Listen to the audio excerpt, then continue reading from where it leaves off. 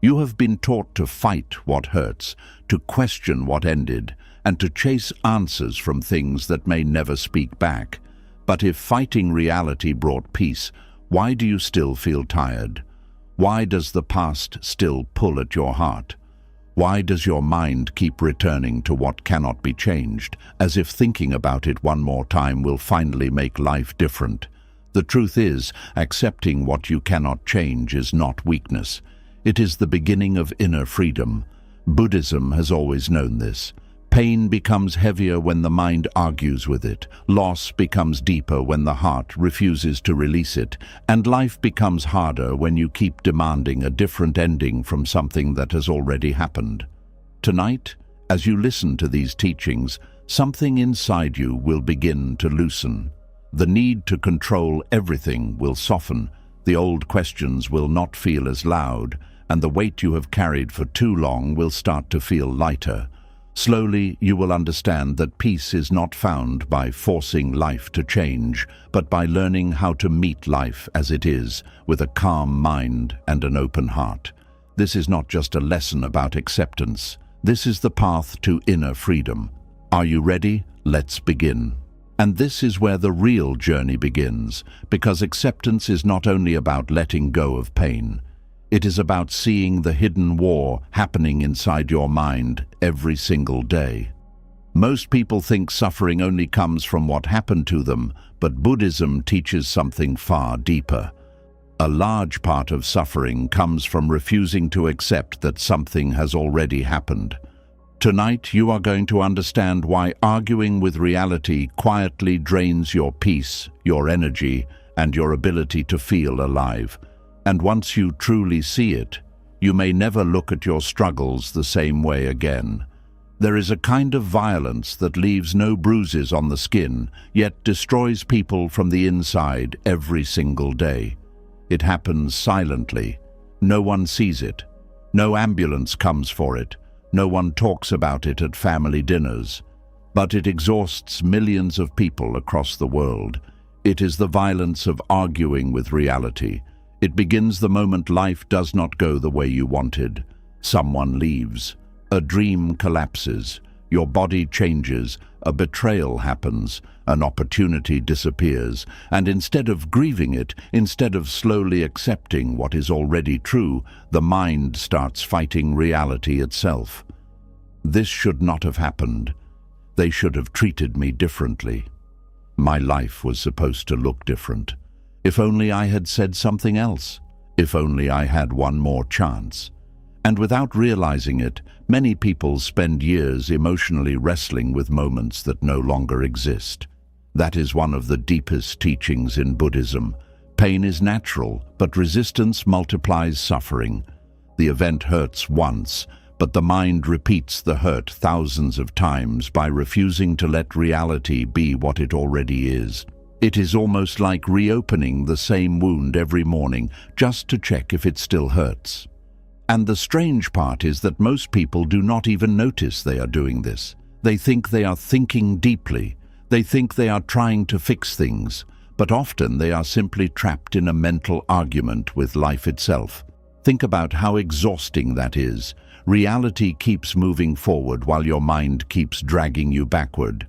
Life says, "It happened." The mind says, "But it should not have." Life says, "It is over." The mind says, "But I need another ending." Life says, "This person changed." The mind says, "But I need them to become who I wanted." This constant inner conflict slowly drains your spirit. Not all at once, but little by little, like water leaking from a cracked container.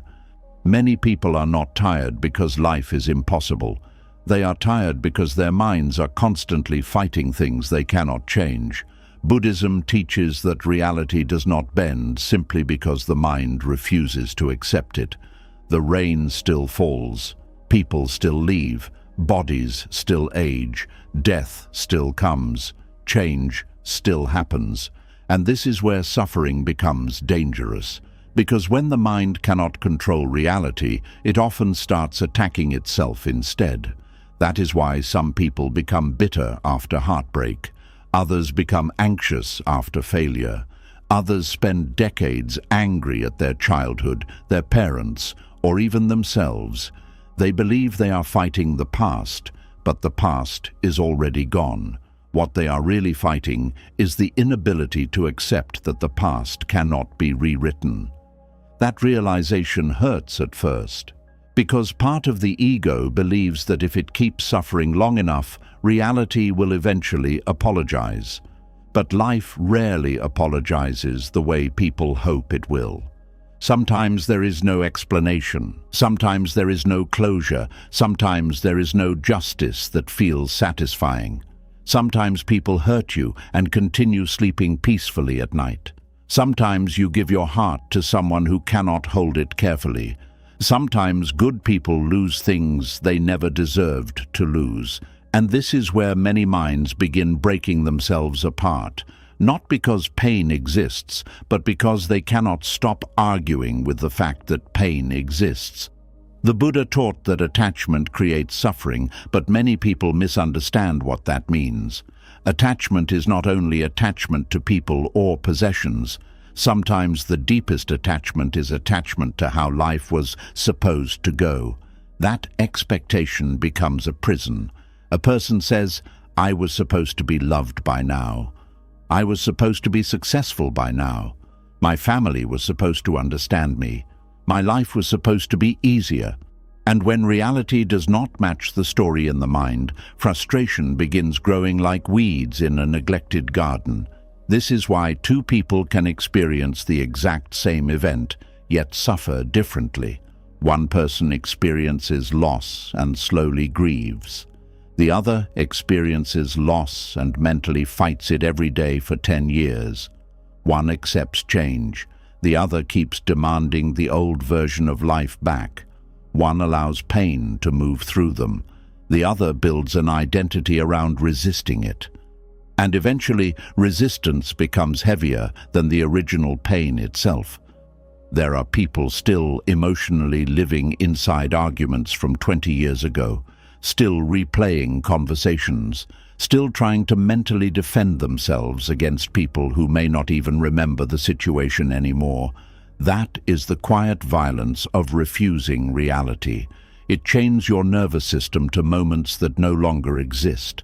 Your body continues living in the present while your mind stays emotionally trapped in another time. And slowly, peace disappears. You see it everywhere. Someone cannot accept aging, so they become obsessed with trying to look younger every year, terrified of every wrinkle as if time itself is an enemy. Someone cannot accept rejection, so they keep chasing people who clearly no longer want them. Someone cannot accept uncertainty, so they overthink every detail of life until their own thoughts exhaust them. Someone cannot accept imperfection, so they spend their lives feeling inadequate no matter how much they achieve. Underneath all of it is the same hidden struggle. Reality did not match the mind's demands. Buddhism does not teach people to stop caring about life. It teaches people to stop destroying themselves, fighting what already exists. That is very different. Acceptance is not saying pain feels good. Acceptance is saying, this is what is here right now. And strangely, that simple shift changes everything, because when the mind finally stops screaming at reality, energy becomes available again. You can breathe again. You can think clearly again. You can sleep without mentally replaying every mistake. You stop carrying the impossible burden of trying to undo what cannot be undone. One of the hardest truths to accept is that reality does not need your agreement to be real. A storm does not stop because you dislike it. A breakup does not reverse because you cannot accept it. A person does not suddenly become emotionally healthy because you loved them deeply. Life simply continues. At first, this sounds harsh, but hidden inside it is freedom. Because once you stop demanding reality become something else, you can finally meet life honestly instead of constantly resisting it. And honesty is where healing begins. Many people think healing means erasing pain, but Buddhism often points toward something gentler and wiser. Healing is learning how to stop turning pain into permanent inner war. There is a huge difference between feeling sadness and becoming consumed by resistance to sadness. A huge difference between grief and refusing to let grief move naturally. A huge difference between remembering pain and worshipping pain. The mind that constantly argues with reality eventually becomes addicted to suffering, because suffering creates the illusion of control. If I keep thinking about it, maybe I can fix it. If I keep replaying it, maybe I can change it. If I keep hurting over it, maybe it will somehow become different. But reality remains unmoved. And this is why acceptance feels terrifying to many people. They confuse acceptance with defeat. They think accepting reality means approving of it. But those are not the same thing at all. You can accept that someone hurt you without saying what they did was okay. You can accept a loss without pretending you wanted it. You can accept the ending of something without denying the love you felt. Acceptance simply means you. Stop demanding reality become different before allowing yourself to heal.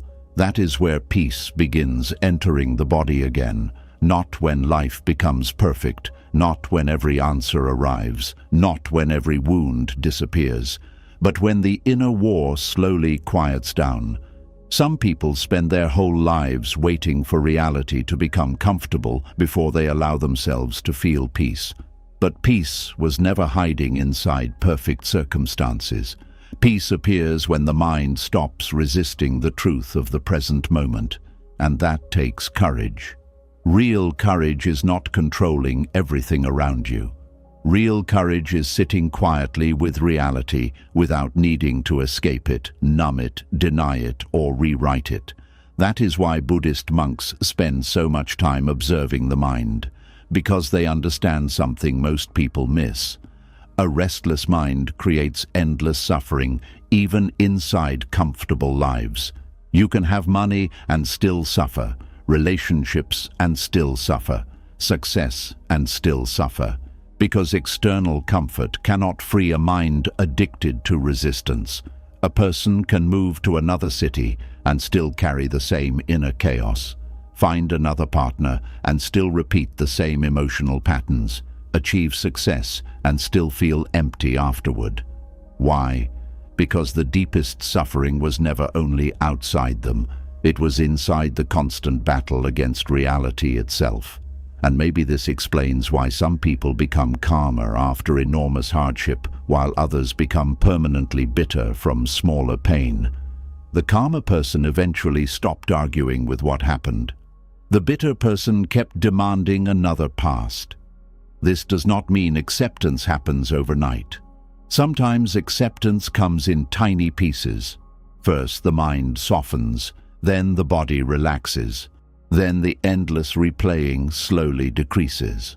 Then one day, you notice the memory no longer controls your entire nervous system. You remember, but you are no longer trapped inside remembering.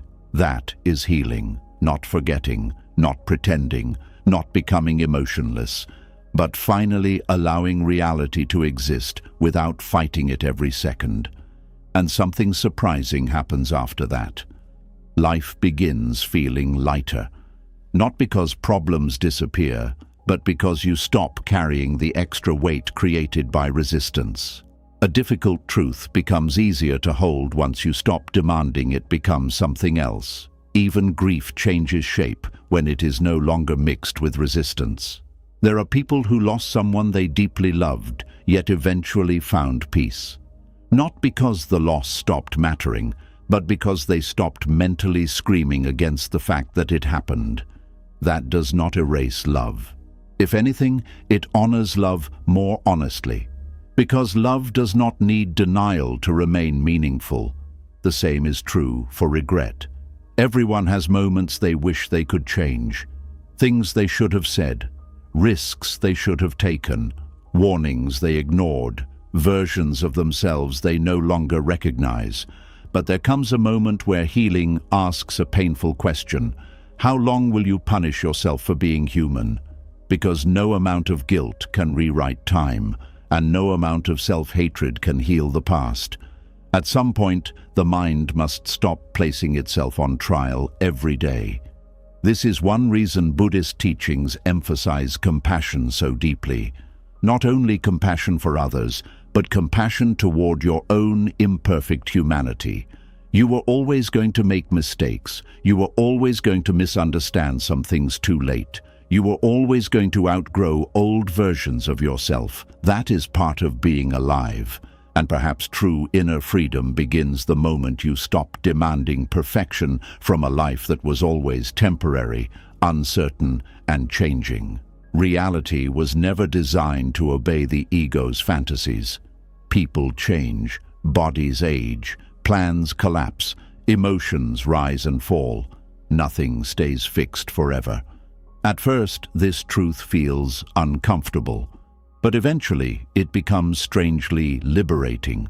Because once you stop expecting permanence from temporary things, you stop being shocked every time life changes. You begin flowing with life instead of constantly resisting it, like water moving around stones instead of trying to destroy them. And maybe that is what wisdom really is. Not becoming invincible, not controlling every outcome, not escaping pain forever, but learning how to remain soft inside a world that constantly changes. A soft mind survives reality better than a rigid one. A flexible tree bends during storms while stiff branches snap. The same is true emotionally. People who cannot accept change often break under it. People who slowly learn acceptance become more peaceful, even in uncertainty. Not because life stops being difficult, but because they stop fighting every difficult moment as if reality personally betrayed them. And perhaps tonight, this is what your heart most needs to hear. You do not need to solve your entire life right now. You do not need to force every answer. You do not need to mentally wrestle every painful memory until sunrise. Some things happened, some things ended. Some questions may remain unanswered. And despite all of that, peace is still possible, not through control, not through endless overthinking, but through slowly releasing the argument with reality itself. Because the moment the war inside your mind begins quieting down, inner freedom quietly begins appearing in its place. And slowly, this is where the mind begins to face one of its deepest fears. Because once you stop arguing with reality, another question immediately appears. If I accept this, does that mean I am giving up? That question scares many people more than pain itself. And tonight you are going to understand why true acceptance is not weakness at all. In many ways, it is one of the strongest things a human being can ever learn to do. There is a strange misunderstanding that keeps many people emotionally trapped for years. They believe acceptance means becoming passive, weak, defeated. They think accepting reality means saying, "Nothing matters anymore." They confuse peace with surrender and softness with powerlessness. But Buddhism teaches something completely different. Acceptance is not giving up on life. Acceptance is giving up the exhausting fight against what is already real. That distinction changes everything, because many people are secretly at war with acceptance itself. They hold on to suffering because they believe letting go means they did not care deeply enough. They think moving forward dishonors the pain, the relationship, the dream, or the version of life they lost. So they continue carrying emotional weight long after the moment has passed, not because they want to suffer, but because suffering feels loyal. And this is one of the most heartbreaking traps the mind creates. A person loses someone they loved, and part of them believes healing would somehow betray the memory. Someone gets rejected, and they hold on to sadness because letting go feels like admitting defeat. Someone experiences failure, and instead of learning from it, they emotionally chain themselves to shame because they think self-punishment proves responsibility. But punishment is not wisdom, and suffering forever is not proof of love. Many people do not realize how much energy they waste trying to emotionally resist reality while pretending they are being strong. But there is nothing strong about constantly breaking your own heart with the same memory every day. There is nothing noble about mentally reliving pain until it becomes your identity.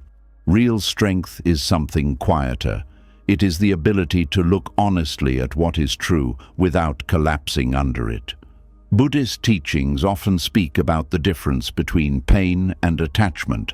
Pain is part of life, but attachment to how things must be creates deeper suffering. And one of the strongest attachments people carry is attachment to control. The ego desperately wants life to obey its plans. It wants certainty, predictability, permanent happiness, permanent relationships, permanent success. But reality does not operate that way. Everything changes, everything moves, everything eventually transforms. And the moment life refuses to follow the mind's script, fear appears. That fear often whispers dangerous lies. If you accept this, you are weak. If you let go, you lose. If you stop fighting, they win. If you move on, it means it never mattered. So the mind keeps resisting reality even when the resistance is destroying inner peace. But Buddhism teaches that acceptance is not about approving pain. It is about seeing clearly. A person standing in a storm is not weak for admitting it is raining. A person grieving is not weak for admitting something ended. A person healing is not weak for admitting they cannot force another human being to love them correctly. That honesty is courage. Because denial is often easier than truth. Many people spend years pretending they are okay while quietly drowning inside.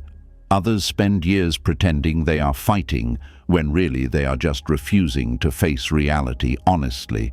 But true acceptance requires enormous inner maturity. It asks you to stop hiding, stop bargaining, stop pretending, stop demanding another version of life before allowing yourself peace. That is not weakness, that is emotional bravery. There is a reason peaceful people often appear calmer than everyone else in difficult situations. It is not because life hurts them less. It is because they stopped resisting every painful truth as if reality personally attacked them. They understand something most people do not. Reality becomes lighter when you stop carrying resistance on top of pain. Think about someone trapped in quicksand. Panic makes them sink faster. Fighting wildly against the sand only pulls them deeper. The calmer they become, the more clearly they can move. The human mind works the same way. Panic clouds wisdom. Resistance clouds clarity. Desperation clouds judgment. Acceptance creates space to respond wisely instead of emotionally exploding against reality. This is why acceptance is deeply connected to peace. Not because peace means life becomes easy, but because the nervous system finally stops living in constant internal combat. There are people whose entire bodies are exhausted from fighting reality. Their shoulders stay tense. Their thoughts never slow down. Their sleep feels restless. Their emotions swing wildly between hope and fear. And underneath it all is one exhausting sentence: this should not be happening. That sentence quietly drains life from people, because reality does not stop existing simply because the mind refuses to welcome it. Aging still happens, loss still happens, change still happens, uncertainty still happens, and eventually the mind must choose between endless resistance or gradual acceptance. Not because acceptance feels emotionally easy, but because resistance eventually becomes unbearable. Many people fear acceptance because they think it means losing control. But ironically, acceptance is what finally allows you to regain control over yourself. Not control over life, not control over other people, not control over outcomes, but control over your own response. And that is where true power begins. Buddhism repeatedly teaches that suffering grows when the mind clings too tightly to things outside its control. This does not mean becoming emotionless. It means learning the difference between caring deeply and attaching your entire inner stability to temporary conditions. You can love someone deeply without controlling them. You can work hard without emotionally collapsing every time life changes direction. You can grieve honestly without letting grief consume your identity forever. This is the middle path Buddhism speaks about so often. Not extreme detachment, not obsessive attachment, but balanced awareness. Many people think acceptance means they stop trying altogether, but acceptance and effort are not enemies. A farmer accepts the seasons, yet still plants seeds. A sailor accepts the ocean cannot be controlled, yet still learns how to navigate waves wisely. A peaceful person accepts uncertainty, yet still continues building a meaningful life. Acceptance does not stop action, it stops emotional warfare against reality. And strangely, once the mind stops fighting reality, clearer action becomes possible. People trapped in resistance often make decisions from panic, fear, ego, or desperation. They chase unavailable people, force impossible situations, destroy their peace trying to control outcomes. But acceptance allows wiser movement. You begin responding instead of reacting. You stop begging life to become something else before allowing yourself dignity. And this is where acceptance becomes deeply empowering instead of passive. Because the moment you stop emotionally wrestling reality, your energy returns, not all at once, but slowly. The mental noise decreases, the obsession softens, the emotional exhaustion eases, and suddenly you can see possibilities that resistance kept hiding from you. Many people delay healing because they secretly believe acceptance means the story is over. But often, acceptance is what finally allows a new chapter to begin. A person cannot heal from a breakup while constantly pretending the relationship still exists. A person cannot grow after failure while emotionally refusing to admit the failure happened. A person cannot adapt to change while demanding the past return exactly as it was. Reality must first be acknowledged before wisdom can emerge from it. This is why denial feels so heavy over time. It freezes emotional movement. Acceptance allows movement again, like water finally flowing after being trapped behind a blocked dam. There is also another misunderstanding about acceptance that causes suffering. Many people think acceptance means never feeling sadness, anger, or grief again. But Buddhism never teaches emotional numbness. It teaches non-attachment. That means emotions are allowed to exist without becoming permanent prisons. A peaceful person still feels disappointment, still feels sadness, still feels loss, but they no longer build an endless identity around those emotions. They let emotions move naturally instead of turning them into lifelong emotional residences. That takes wisdom. Because the human ego loves permanence. It wants emotional stories that explain everything forever. I am the abandoned one. I am the victim. I am the failure. I am the unloved person. But Buddhism gently asks a deeper question. What happens when you stop turning temporary pain into permanent identity? That question changes lives. Because many people are not only carrying pain, they are carrying stories about pain that they repeat so often the stories begin shaping their entire existence, and slowly they stop seeing themselves clearly. They become fused with suffering.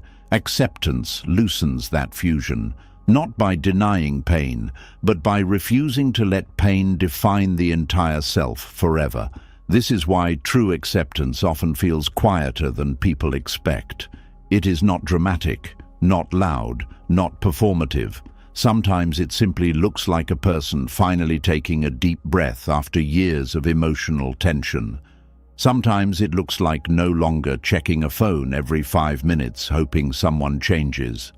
Sometimes it looks like sitting peacefully with uncertainty instead of trying to force answers. Sometimes it looks like grieving honestly without needing revenge. Sometimes it looks like finally saying, "This hurts, but I no longer want to destroy myself fighting it." That moment is sacred, because it is the beginning of emotional freedom. And perhaps one of the hardest parts of acceptance is realizing life was never fully controllable to begin with. The mind wants guarantees. It wants certainty before peace. It says, "I will relax once everything is resolved. I will feel safe once life becomes predictable. I will feel peaceful once nobody disappoints me." But life cannot make those promises. No human being can guarantee permanent comfort. And if peace depends entirely on controlling external life perfectly, peace will always remain fragile. This is why Buddhism places so much attention on inner stability instead of outer perfection.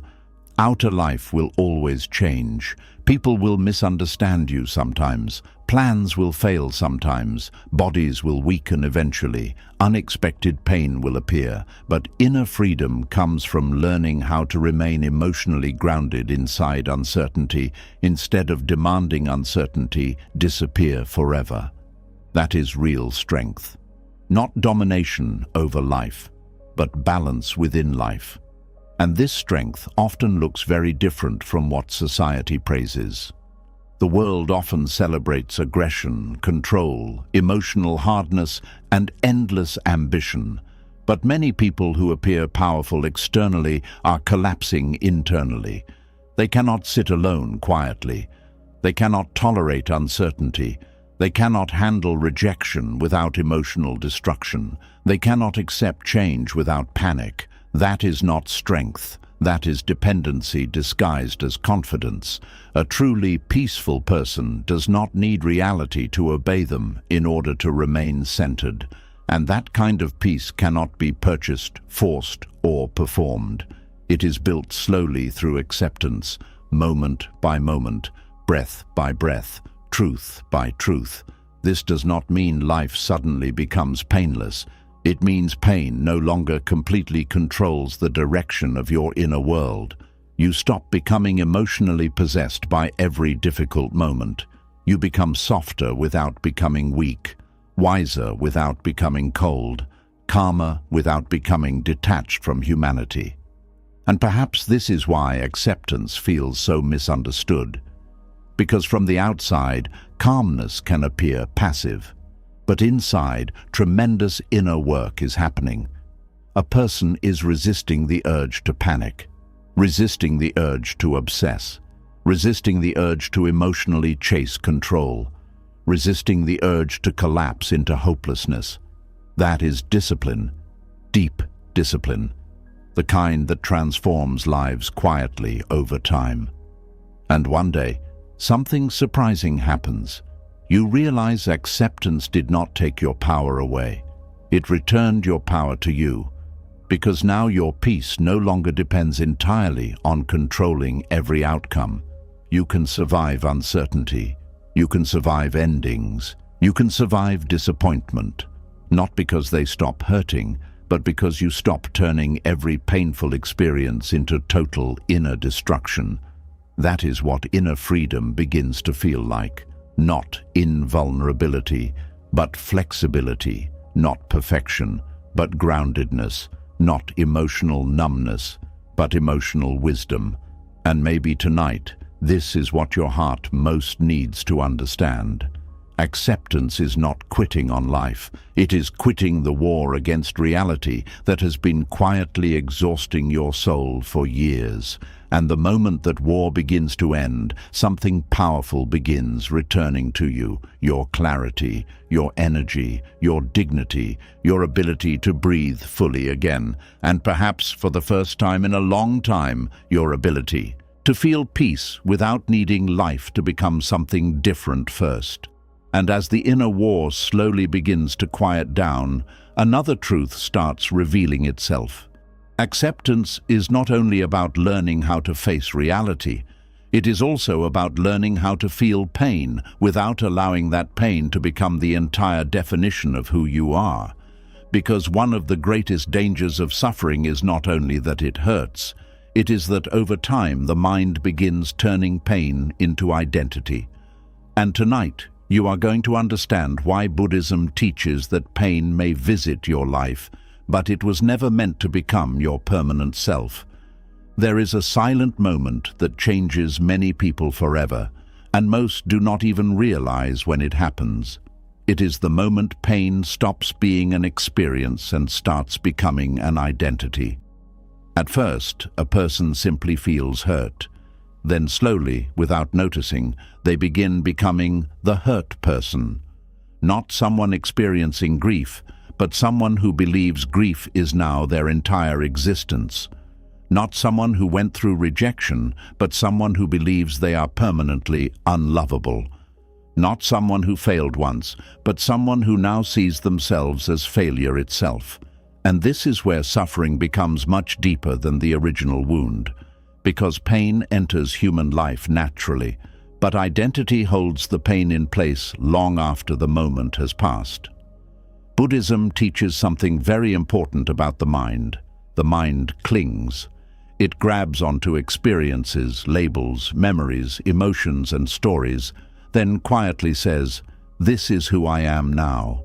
That attachment becomes dangerous, because eventually the person no longer knows where the pain ends and where they begin. You see this everywhere in life.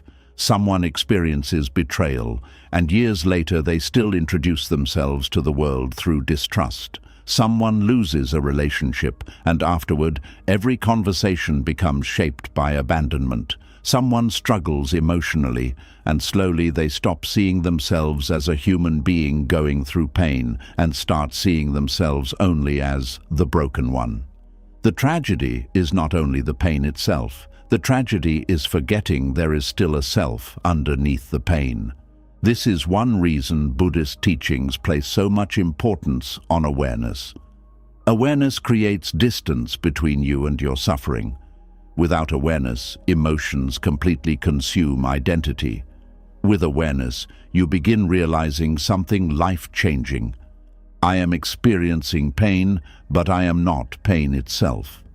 That single realization can completely transform the way a person heals. Because many people secretly believe that if they stop identifying with pain, their experiences will no longer matter. But Buddhism teaches the opposite. You can honor your suffering without worshipping it forever. There is a difference between acknowledging a wound and building your entire personality around bleeding. And sadly, modern life often encourages people to become trapped inside emotional identities. People repeat their pain story so often that it becomes the main way they relate to themselves and others. The mind says, "This happened to me, therefore this is who I am." But pain is an event, not a permanent identity. Clouds pass through the sky, but the sky itself remains. Emotions pass through the mind, but awareness remains beneath them. And this is one of the deepest forms of inner freedom Buddhism offers. The understanding that thoughts, feelings, wounds, fears, and grief are experiences moving through consciousness. They are not the total truth of who you are. This does not mean denying emotions. In fact, Buddhism encourages people to fully witness emotions instead of suppressing them. But witnessing is very different from becoming consumed. A peaceful person allows sadness to exist without turning sadness into their permanent self-image. A peaceful person allows grief to move naturally without making grief the center of their entire identity forever. That is emotional wisdom. Many people think healing means never hurting again. But healing is often much simpler and much gentler than that. Healing is learning how to carry pain without allowing it to swallow your identity whole. Because pain changes shape when the mind stops feeding it with endless self-definition. Think about how often people say things like, "I am anxious, I am damaged, I am unwanted, I am ruined." And while those words may feel emotionally true in painful moments, the mind slowly absorbs them as identity. The person no longer experiences anxiety occasionally. They become the anxious person. They no longer experience heartbreak. They become the abandoned person. The wound stops being temporary and starts becoming personal identity. That is where suffering hardens. Buddhist teachings gently interrupt this process. They remind people that all inner experiences are temporary movements, not permanent definitions. Even intense emotions eventually shift. Fear changes, grief changes, anger changes, shame changes. Nothing emotional stays frozen forever unless the mind constantly rebuilds it through attachment and repetition. This is why awareness matters so deeply. The moment you become aware of pain without completely fusing with it, something powerful happens. Space appears between you and the suffering, not distance that removes humanity, but enough space to breathe again, enough space to observe instead of drown, enough space to realize this feeling is visiting me, but it is not the entirety of me. That space is sacred, because many people have spent years trapped in emotional identities they never consciously chose. Perhaps someone criticized them repeatedly as a child, and now they carry the identity of not being enough. Perhaps someone abandoned them, and now they carry the identity of being unwanted. Perhaps life disappointed them repeatedly, and now they carry the identity of being cursed.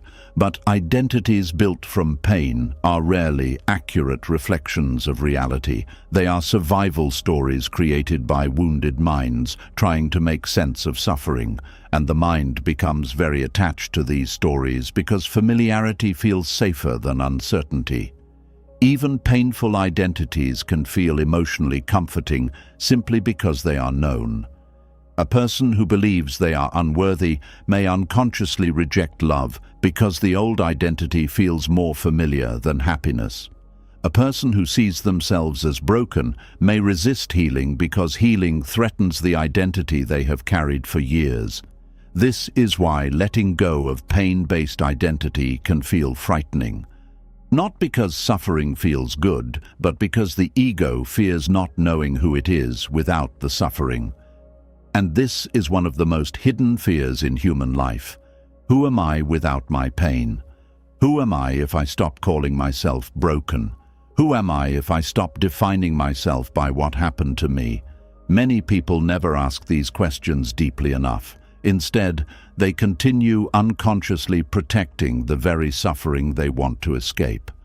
Buddhism gently invites people into another way of seeing themselves, not as fixed identities, not as permanent emotional stories, but as constantly changing beings moving through temporary experiences, like rivers flowing instead of statues frozen in place. This perspective softens suffering tremendously. Because once identity becomes flexible, healing becomes possible. The person no longer says, "This is who I am forever." Instead, they begin saying, "This is what I am feeling right now." That subtle shift creates emotional movement, and movement is essential for healing. Pain becomes dangerous when it becomes frozen identity. But emotions naturally want to move when they are allowed to exist without resistance or attachment. A child cries fully, then moments later laughs again. Adults often lose this ability because the mind clings to emotional narratives long after emotions naturally wanted to pass. A painful event happens, then the mind replays it endlessly. Not because the body wants endless suffering, but because the ego fears releasing the identity attached to the suffering. This is why many people stay emotionally exhausted. The nervous system never receives permission to stop defending the old wound. The mind keeps scanning life for proof that the identity is true. If I was abandoned once, everyone will leave. If I failed once, I will fail again. If someone hurt me, nobody is safe. The original pain becomes a lens through which all future experiences are interpreted, and eventually life itself starts shrinking, not because reality became smaller, but because identity became imprisoned inside suffering. Buddhist awareness slowly breaks this prison open, not by forcing positivity, not by pretending pain never happened, but by reminding the mind, you are larger than this moment. You are larger than this emotion. You are larger than this story. That truth often takes years to fully understand, especially because suffering can feel so personal. When pain enters the heart deeply, it often feels permanent. The mind says, I will always feel this way. But human emotions are like weather patterns. Intense storms can feel endless while they are happening, yet eventually they shift. The problem is not only pain itself. The problem is the mind trying to turn temporary emotional weather into permanent identity. This is why awareness and mindfulness are so powerful in Buddhist practice. They teach people how to observe emotions without becoming emotionally possessed by them. A thought appears, a feeling appears, a memory appears. But instead of instantly merging with it, awareness quietly watches, like sitting beside a river instead of being swept away by every current. This skill changes lives, because once awareness strengthens, the person realizes they can experience pain without becoming consumed by it. They stop panicking every time sadness appears. They stop labeling themselves permanently every time fear visits. They stop believing every painful emotion defines their entire future. And slowly, the nervous system begins calming down. There is another important truth hidden here. Pain often wants witness, not resistance. Many people either suppress pain or obsess over it. But Buddhism teaches another path, the path of compassionate observation, to sit with pain honestly, to allow grief, sadness, fear, or loneliness to exist without judgment, without immediately trying to fix it, without turning it into identity, without building a permanent home inside it. That kind of presence is deeply healing, because many wounds become heavier simply because people are constantly fighting their own emotions. They say, I should not feel this way. I need to get over this immediately. What is wrong with me? That self-judgment creates secondary suffering on top of the original pain. Buddhist compassion interrupts this cycle. It says, this hurts. And I can still hold myself gently while it hurts. That gentleness matters more than people realize, especially in a world where many individuals learn to treat themselves harshly whenever they suffered. Some people speak to themselves with more cruelty than they would ever use toward another human being. And over time, that inner harshness deepens emotional wounds. But compassion softens identity, not by denying responsibility or avoiding growth, but by allowing humanity. You are human enough to hurt, human enough to struggle, human enough to feel overwhelmed sometimes, and none of those things erase your worth. Pain often convinces people they are damaged beyond repair. But Buddhism reminds us that suffering is part of human existence, not proof of personal failure. Even wise people suffer. Even peaceful people grieve.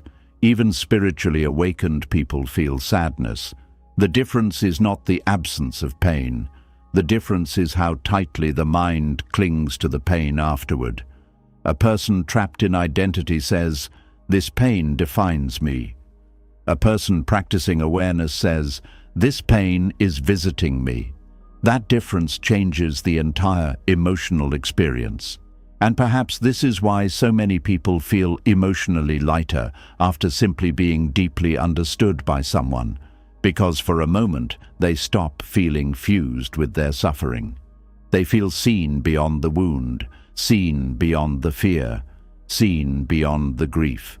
And maybe this is what many hearts truly long for, not perfection, not constant happiness, but the reassurance that pain does not erase their humanity. Because underneath every wound, the original self still exists, still breathing, still aware, still capable of healing, still capable of peace. Buddhist teachings constantly return to this understanding. Nothing is fixed forever. Everything moves, everything changes, including pain. Even the emotions that feel unbearable eventually shift shape when they are no longer constantly fed through attachment and identity. This does not mean healing follows a perfect timeline. Some wounds take time, some grief arrives in waves, some pain softens slowly. But healing becomes possible the moment identity loosens its grip around suffering. And one day, often quietly, the person notices something surprising. The pain is still part of their story, but it is no longer the entire story. They can smile again without guilt, rest again without fear, love again without believing the past completely defines the future, not because life became perfect, but because they stopped reducing themselves to the worst thing they experienced. That is the Buddhist art of letting pain exist without becoming your identity, not denying pain, not worshipping pain, but allowing pain to move through the heart without building a permanent throne inside the soul. And maybe tonight, this is what your heart most needs to hear.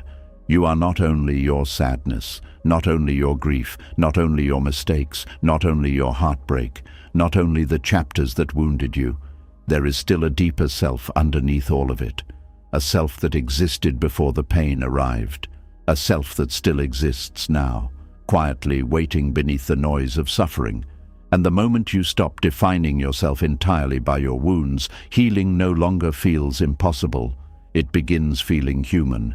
And once you begin to see that pain is not your whole identity, another door opens. Because if you are not your pain, then you do not have to keep returning to the moment that created it, as if your life is still trapped there.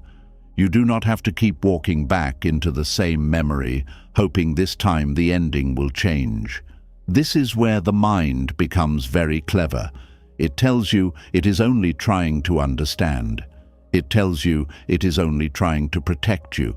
But sometimes what you call reflection is really a quiet prison. And tonight you are going to understand why replaying the past over and over does not edit the past. It only steals life from the present. There is a special kind of tiredness that comes from living in two places at once. Your body is here, breathing in this moment, but your mind is somewhere behind you. It is sitting inside an old conversation, an old mistake, an old heartbreak, an old decision, an old version of yourself that no longer exists. You may be walking through your day, speaking to people, eating, working, smiling when you need to smile, but deep inside, a part of you is still pressing rewind. You return to the same scene again and again. What if I had spoken differently? What if I had walked away sooner? What if I had stayed quiet? What if I had noticed the signs? What if I had not trusted them? What if I had chosen another path? And the mind keeps turning these questions like a hand turning a locked door, hoping one day it will open. But the past is not a door you can reopen. It is a room you have already left, even if your thoughts keep going back to sit inside it. This is why Buddhism speaks so deeply about the present moment. Not because the past means nothing, but because the present is the only place where life can actually be touched. The past can teach you, but it cannot hold you. The past can shape you, but it does not have to own you. The past can be remembered, but it cannot be edited by suffering. And that is the painful truth many people avoid. No amount of replaying can change what happened. No amount of guilt can rewrite one sentence. No amount of regret can open a closed day and rearrange the details. No amount of overthinking can go back and make someone love you better, listen sooner, stay longer, or understand your heart the way you needed them to. Yet the mind still tries. It tries because it hates helplessness. It would rather suffer with the illusion of control than sit quietly with the truth that some things are finished. That is why replaying the past can become so addictive. It gives the mind something to do with pain. It creates the feeling that you are working on the problem, even when the problem is no longer available to be solved. A person may say, "I am just trying to understand what happened." And sometimes, yes, understanding matters. Reflection can be wise. Learning from the past can protect the future. But there is a difference between learning from a memory and living inside it. There is a difference between taking wisdom from pain and forcing pain to repeat itself every night. Reflection has an ending. Rumination has no ending. Reflection says, "What can this teach me?" Rumination says, "How can I punish myself with this again?" Reflection creates clarity. Rumination creates exhaustion. Reflection helps you return to life. Rumination keeps you trapped in a mental courtroom where you are both the judge and the accused. This is where many people lose their peace. They are not only remembering the past, they are prosecuting themselves with it. They bring up old evidence every day. They replay old scenes. They call old witnesses in their imagination. They argue with people who are no longer in the room. They defend themselves to people who may never understand. They ask questions that have no answer. And after all that mental labor, nothing changes except their own nervous system becomes more tired. Buddhist wisdom invites you to notice this pattern gently, not with shame. Because the mind does not replay the past because it is foolish. It replays the past because it is trying to find safety. It believes that if it studies the pain long enough, it can prevent future pain. It believes that if it finds the exact mistake, it can guarantee nothing like that ever happens again. But life does not give that kind of guarantee. You can learn. You can become wiser. You can become more careful. You can strengthen your boundaries. You can listen more closely to your intuition. But you cannot create a life where nothing painful ever happens again. And if your mind believes endless replaying will create perfect safety, it will never let you rest. This is why the past can become a false teacher. It teaches through fear instead of wisdom. It says, "Never trust again." It says, "Never try again." It says, "Never open your heart again."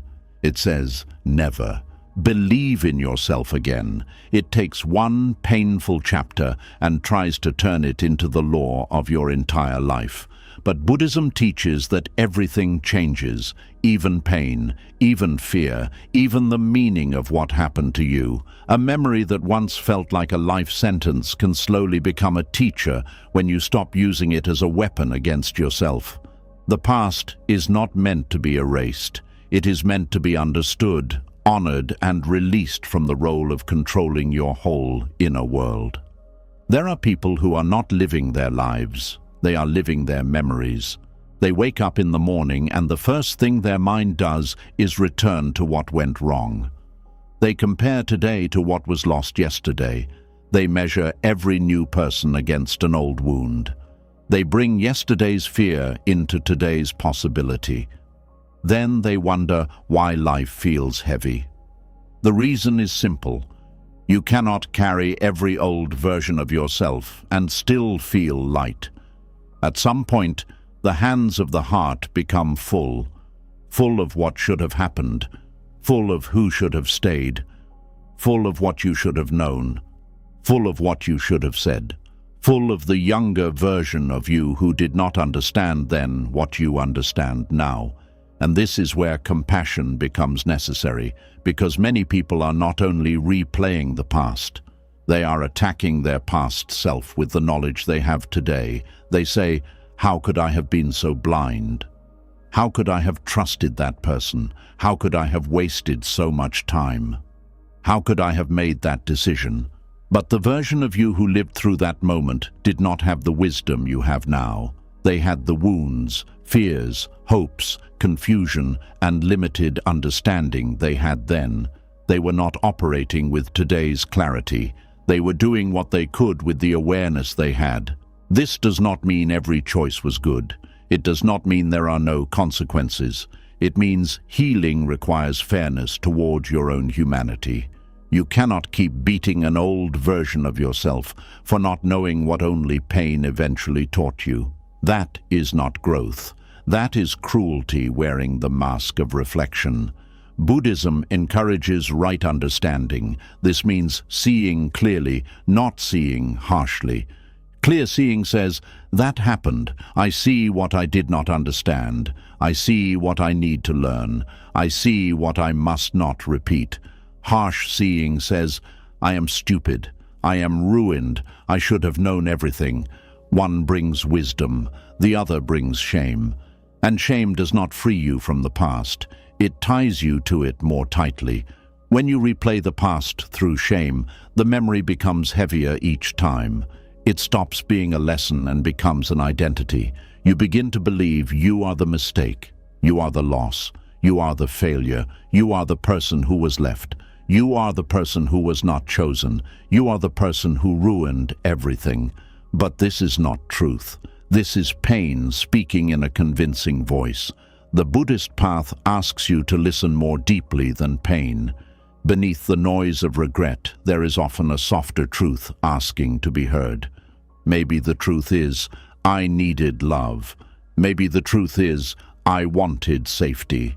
Maybe the truth is, I did not know how to protect myself then. Maybe the truth is, I was afraid. Maybe the truth is, I was learning. When you see the past with compassion, the mind begins to loosen. The memory may still hurt, but it no longer needs to humiliate you. It no longer needs to drag you into endless self-attack. It can become part of your path instead of the place where your spirit remains trapped. There is another reason people replay the past. They are trying to create a different ending emotionally, even though the actual ending cannot change. The mind replays the conversation and finally says the perfect words. It imagines walking away with dignity. It imagines being understood. It imagines the other person crying, apologizing, returning, realizing what they lost. For a few seconds, the mind feels relief. Then reality returns, and the heart feels the wound again. This cycle can become painful because the mind keeps offering imaginary repairs to real wounds. But an imagined apology does not heal the body. An imagined ending does not change what happened. An imagined version of someone becoming kind does not remove the truth of how they behaved. This does not mean imagination is bad.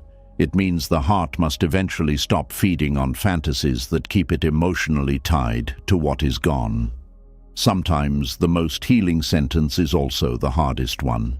It happened the way it happened, not the way it should have, not the way you deserved, not the way your heart wanted, but the way it happened. This sentence can feel cold at first, but it is actually a doorway. Because when you finally stop trying to mentally edit the scene, you can begin caring for the person who survived it, and that person is you. Many people focus so much on changing the past that they forget to comfort the self, who is still hurting in the present. They keep asking, why did it happen? But rarely ask, what do I need now? They keep asking, how could they do that? But rarely ask, how can I protect my peace today? They keep asking, what if I had chosen differently? But rarely ask, what wise choice is available now? The mind addicted to the past asks questions that lead backward. The awakened mind begins asking questions that lead forward. This is not about rushing yourself. Buddhism is not asking you to force healing before your heart is ready. It is asking you to stop mistaking endless replaying for healing. Because sometimes what feels like processing is actually reopening. And there comes a moment when the wound does not need another replay. It needs kindness, it needs stillness, it needs permission to close. The past becomes easier to release when you understand that memory is not the same as reality. A memory is the mind's echo of something that happened. And every time you replay it, the mind may add fear, anger, regret, or longing to it. Over time, you may no longer be suffering only from what happened. You may be suffering from all the meanings your mind has attached to what happened. This is why two people can remember the same event differently. Memory is not a perfect recording. It is filtered through emotion. When you are ashamed, the past looks like proof you are not enough. When you are angry, the past looks like proof life is unfair. When you are afraid, the past looks like a warning that danger is everywhere. But when you are calm, the past may reveal a lesson that was hidden under the emotional storm. This is why stillness matters. A restless mind cannot understand the past clearly. It only keeps shaking the water and then complains that it cannot see the bottom. But when the mind becomes still, even painful memories can be seen with more wisdom. You begin to notice details you could not see before. You see your own innocence. You see your own needs. You see the other person's limitations. You see the conditions that shaped the event.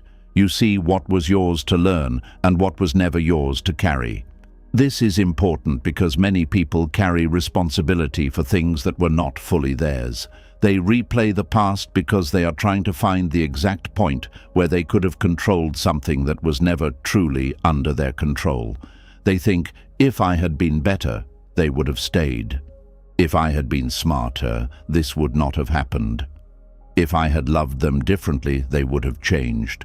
But sometimes people leave because of their own wounds. Sometimes people hurt you because of their own blindness. Sometimes opportunities fail because the conditions were not right. Sometimes life closes a door without explaining itself. Not everything that hurt you was caused by your failure. This truth can free a person from years of unnecessary self-blame. Buddhism teaches interdependence, the understanding that events arise from many causes and conditions. Nothing happens from one single cause alone. A relationship ending is not only one person. A failure is not only one mistake. A painful season is not only one decision. Life is woven from countless conditions, many visible, many invisible. When you understand this, the past becomes less personal in a painful way. You stop placing the entire universe on your own shoulders. You stop thinking everything happened because you were not enough. You begin seeing events more honestly, with wider eyes. This wider seeing is a form of freedom. It does not remove responsibility. It balances it. It allows you to own what is yours without carrying what belongs to life, timing, other people, or circumstances. That balance is very important. Some people avoid the past completely and never learn. Others obsess over the past and never live. The Buddhist way is neither avoidance nor obsession. It is mindful understanding. You look at the past with honesty. You take the lesson. You release the punishment. You return to the present, again and again. This practice may sound simple, but it is powerful, because each time you return to the present, you weaken the habit of living backward. The mind may still wander back. That is normal.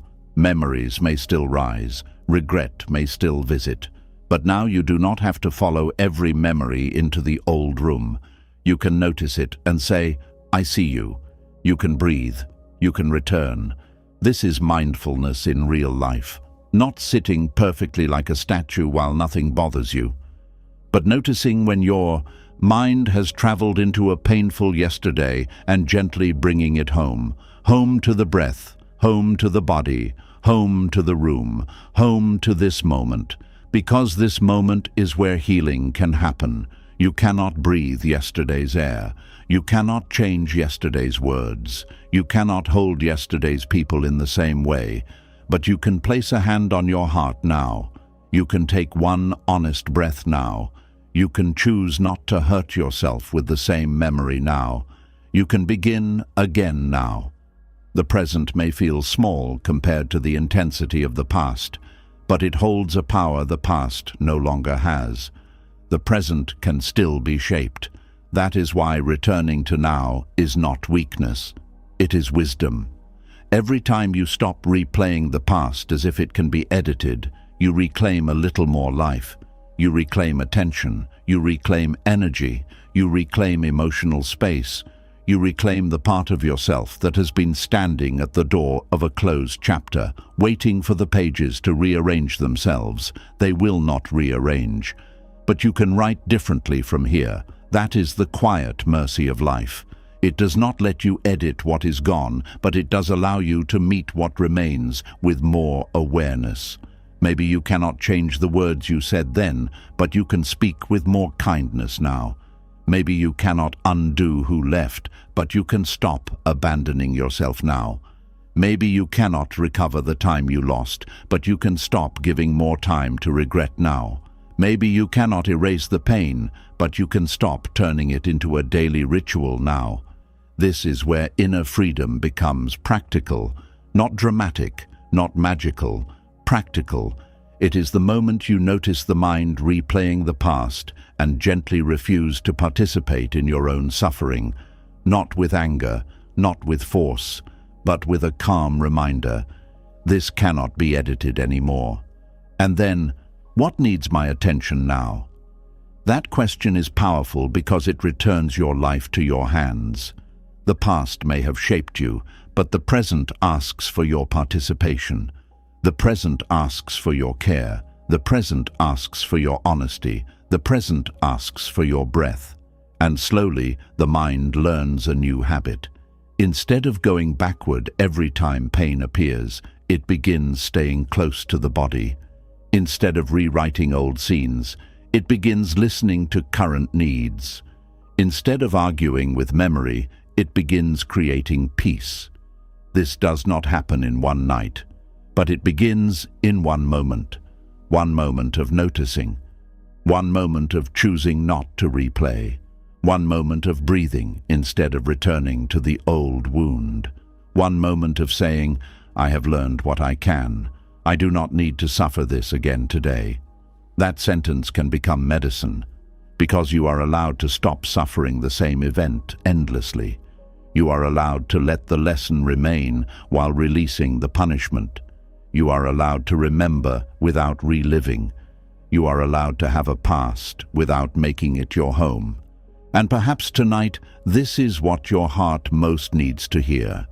The past does not need you to keep editing it. It needs you to finally understand it with compassion and walk forward with the wisdom it gave you. What happened may always be part of your story, but it does not have to keep writing every page. The old scene is over. The old words have been spoken. The old door has closed. And still, your breath is here. Your life is here. Your next gentle choice is here. So let the mind stop reaching for the impossible pen. Let it stop trying to rewrite what time has already sealed. Let it rest from the exhausting work of changing what cannot be changed, because the past cannot be edited, but your relationship with it can be healed. And slowly, after the mind becomes tired of replaying old scenes, another truth begins waiting quietly underneath the noise. A truth so simple that most people overlook its power completely. Some suffering continues not because the event is still happening, but because the mind refuses to admit that it has already happened. Tonight, you are going to understand why one honest sentence can begin loosening years of emotional struggle, and why accepting that something has already happened is not the end of your peace, but the beginning of it. There is a strange habit the human mind has when it encounters pain. Even after something ends, the mind continues reacting as if the event is still unfolding right now. A relationship ended years ago, yet the body still tightens whenever the memory appears. A betrayal happened once, yet the heart keeps preparing for it every day. A humiliation passed long ago, yet the nervous system still behaves as if danger is standing directly in front of it. This is one reason suffering can last much longer than the actual event itself. The body leaves the moment, but the mind keeps emotionally living there. Buddhism teaches that awareness brings people back into reality, and one of the most powerful forms of awareness is the quiet recognition. This has already happened. At first, that sentence sounds painfully simple, almost too simple, but hidden inside it is enormous freedom, because many people spend years mentally fighting events that are no longer happening in the present moment. The breakup already happened. The rejection already happened. The mistake already happened. The loss already happened. The embarrassment already happened. The childhood already happened. The moment already passed through time. But the mind keeps reopening it, almost as if refusing to accept its completion. This refusal creates enormous exhaustion. It is like trying to hold shut a door that time itself has already closed. And the deeper truth is this: the mind often believes that if it fully accepts what happened, the pain will become unbearable. So instead, it stays trapped in resistance. Part of the mind keeps saying, "No, this cannot be real. This should not have happened. I cannot believe this happened to me." And because the mind never fully allows reality to settle, the nervous system never fully relaxes. This is why acceptance is not emotional passivity. It is emotional completion, not completion in the sense that pain disappears instantly, but completion in the sense that the mind finally stops interrupting reality with endless argument. A wound cannot fully heal while being reopened every day. And the mind reopens pain through denial far more often than people realize. Denial is not always dramatic. Sometimes it looks very quiet. It looks like endlessly checking whether someone changed. It looks like mentally replaying how things should have gone. It looks like hoping the past will somehow rearrange itself emotionally. It looks like refusing to let the moment become fully real. But reality does not become lighter because it is resisted. If anything, resistance keeps it emotionally alive. This is why the sentence, "This has already happened," can become deeply healing. It grounds the mind in truth instead of fantasy. Not cruel truth, not hopeless truth, stable truth. Because healing cannot begin fully until reality is finally allowed to exist without interruption. There is a hidden peace that appears when the mind stops treating the past like an unfinished emergency. Think about how much energy people spend emotionally reacting to things that are already over. A person may still be defending themselves in imaginary conversations years later, still trying to prove their innocence to people who already left, still emotionally begging life for another version of the story, still mentally running toward a train that departed long ago. And because the mind refuses to fully acknowledge the ending, the heart remains trapped between worlds, not fully in the past, not fully in the present, just emotionally suspended. This suspension creates suffering. Buddhist teachings often emphasize impermanence because life is constantly moving. But the mind struggles with endings. It wants continuity, it wants reversals, it wants certainty that painful things can somehow be undone. Yet much of inner freedom begins when you stop demanding reversals from time. Time moves one way, and there is sadness in that truth, but there is also mercy. Because if painful moments pass, then suffering does not need to remain frozen forever either. Many people fear saying, "This has already happened," because they believe it means surrendering emotionally. But in reality, it means finally stepping out of emotional confusion. Confusion says, "Maybe if I think about it enough, it will feel different. Maybe if I hold on to it harder, I can change it. Maybe if I suffer enough, reality will soften." But clarity says, "It happened." And strangely, that clarity begins calming the nervous system, because clarity ends the exhausting battle between reality and resistance. A person drowning emotionally often needs truth more than fantasy. Not harsh truth delivered coldly, gentle truth, grounding truth.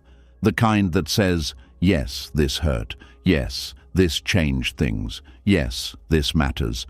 And yes, it already happened." That last part matters deeply because the body often behaves as if the painful moment is still actively occurring. Trauma especially works this way. The nervous system becomes trapped in survival mode, continuously scanning for danger even after the original event ended. This is why mindfulness practices in Buddhism are so powerful. They slowly teach the body and mind how to return to the present moment instead of endlessly reliving the past. Breathing becomes important because breath exists now. Awareness becomes important because awareness exists now. The body sitting in the room exists now. Not yesterday, not the old argument, not the old heartbreak, not the old shame. Now. And slowly, through awareness, the mind begins realizing something extraordinary. The memory exists, but the event itself is no longer happening. That distinction changes everything. A memory is not the same thing as present danger. A thought is not the same thing as reality. An emotional flashback is not the same thing as the current moment.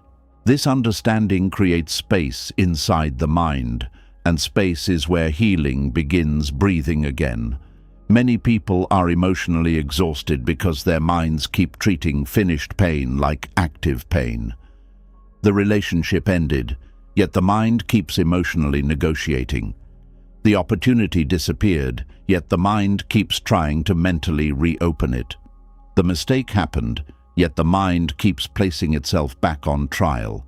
This endless emotional reopening prevents closure from naturally forming, not closure given by another person. Closure created through acceptance. This is why Buddhism teaches radical presence. Because presence interrupts the endless mental reopening of what time has already carried away. The present moment quietly says, "You survived it. You are still here." The event ended, even if the memory remains.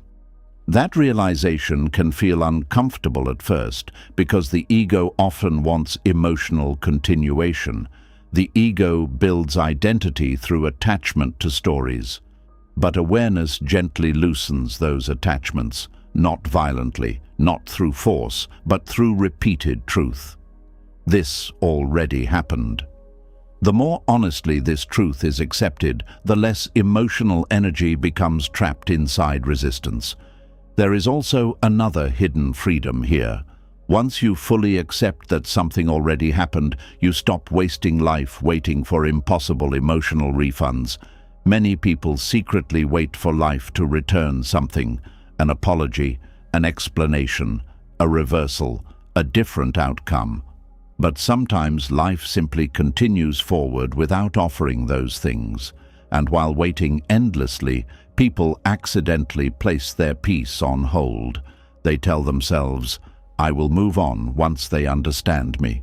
I will heal once I get closure. I will feel peace once life explains why this happened." But what if peace begins before those things arrive? What if peace begins the moment you stop demanding the past become emotionally different before allowing yourself to live again? That is one of the deepest forms of inner freedom, not needing the past to change in order to stop suffering inside it. This does not mean pretending painful events were acceptable. Acceptance is not approval. A person can fully acknowledge that something hurt deeply while also acknowledging that the event is now part of reality. That balance matters. Because many people swing between extremes. Either they deny the pain completely or become consumed by it forever. Buddhism teaches another path. Feel the pain honestly, acknowledge reality honestly, release resistance slowly, return to the present gently, again and again. This process takes patience because the mind is often addicted to emotional unfinishedness. Unfinished pain creates emotional momentum. The mind keeps circling it because unresolved emotions demand attention. But attention alone does not heal suffering. Awareness heals suffering. And awareness notices when the mind is trying to emotionally relive something that already ended. There is a profound difference between remembering and re-entering. Remembering says, yes, that happened. Re-entering says, I am emotionally going back there again. Many people unknowingly re-enter painful memories daily. They wake up and immediately revisit old wounds mentally. They replay old conversations while brushing their teeth. They imagine alternative endings while driving. They relive betrayals before falling asleep. And because the nervous system cannot always distinguish clearly between vivid emotional memory and present danger, the body continues carrying tension. This creates chronic exhaustion, not because life is currently attacking them, but because the mind never stops reopening old doors. The phrase, "this has already happened," interrupts that cycle. It reminds the nervous system, the event is over. You are remembering, not reliving. You survived. This may sound simple, but repeated awareness slowly changes the body's relationship with memory. Not immediately, but gradually. The emotional charge softens, the compulsive replaying decreases. The body stops reacting with the same intensity every time the memory appears, and eventually something surprising happens.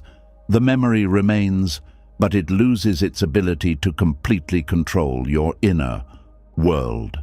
That is healing, not erasing the past, but removing its power to endlessly dominate the present. This is especially important because many people unknowingly build emotional homes around unfinished pain. They decorate their identity with old wounds. They organize their future around old fear. They stop trusting joy because pain once visited. But life cannot fully enter a heart still barricaded against reality. At some point, the emotional doors must open again, not recklessly, but honestly. And honesty begins with acknowledging what already is. This has already happened. Those words can initially feel heavy, especially when grief is involved, because part of the heart still hopes the ending is temporary. Part of the heart still waits for the phone call, the return, the reversal. But healing begins when fantasy loosens its grip and reality is finally allowed into awareness fully. That is why grief often arrives in waves. The mind slowly catches up to reality piece by piece. One day the loss feels real. The next day denial returns. Then acceptance appears briefly again. This movement is natural. Buddhism never demands perfect emotional control. It simply invites awareness into the process, to notice resistance, to notice attachment, to notice denial, and to gently return again and again to truth.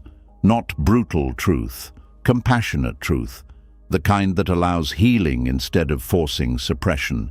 Because suppressed pain does not disappear, it waits underneath the surface.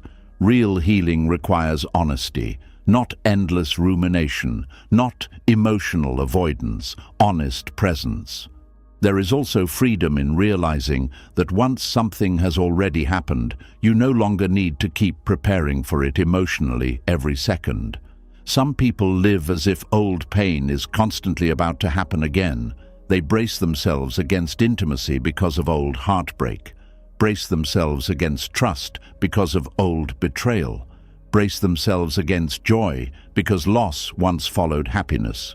Their bodies remain guarded long after the original danger passed, but awareness gently asks, how long will you continue protecting yourself from a moment that already ended?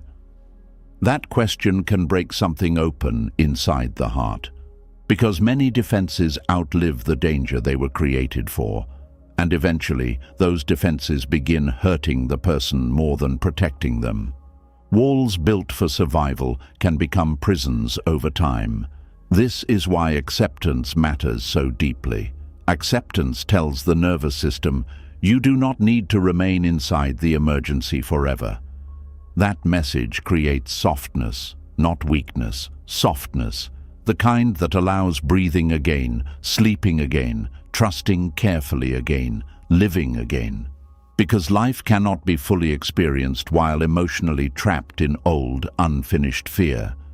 There is also tremendous humility inside the phrase, "This has already happened."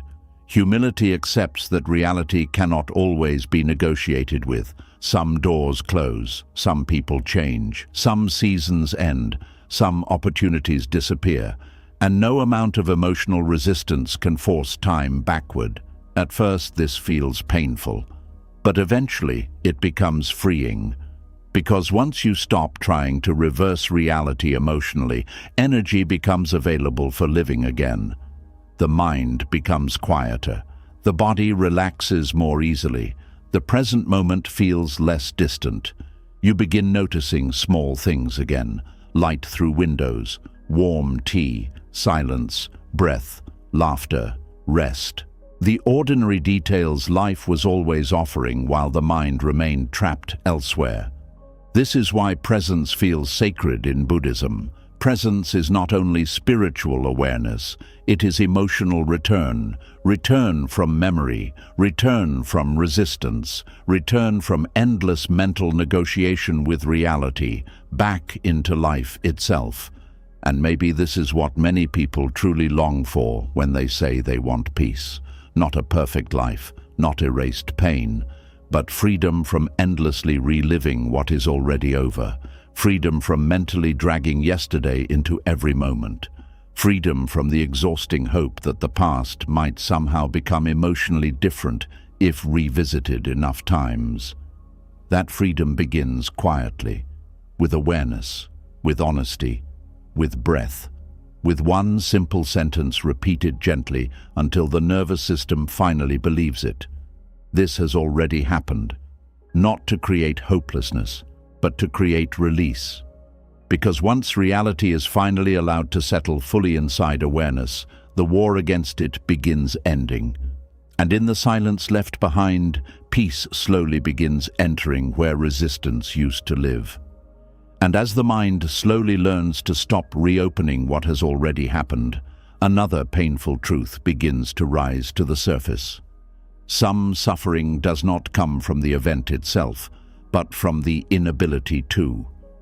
Accept that certain doors will never open again, no matter how sincere your love was, how good your intentions were, or how deeply you hoped things would turn out differently. Tonight, you are going to understand one of the hardest lessons in the path to inner freedom. Sometimes life closes a door, not because your heart was impure, but because not every door is meant to remain open forever. One of the most painful experiences in human life is realizing that goodness does not always guarantee the outcome you hoped for. You can love someone deeply, and they still leave. You can remain loyal and still be betrayed. You can work hard and still not succeed the way you imagined.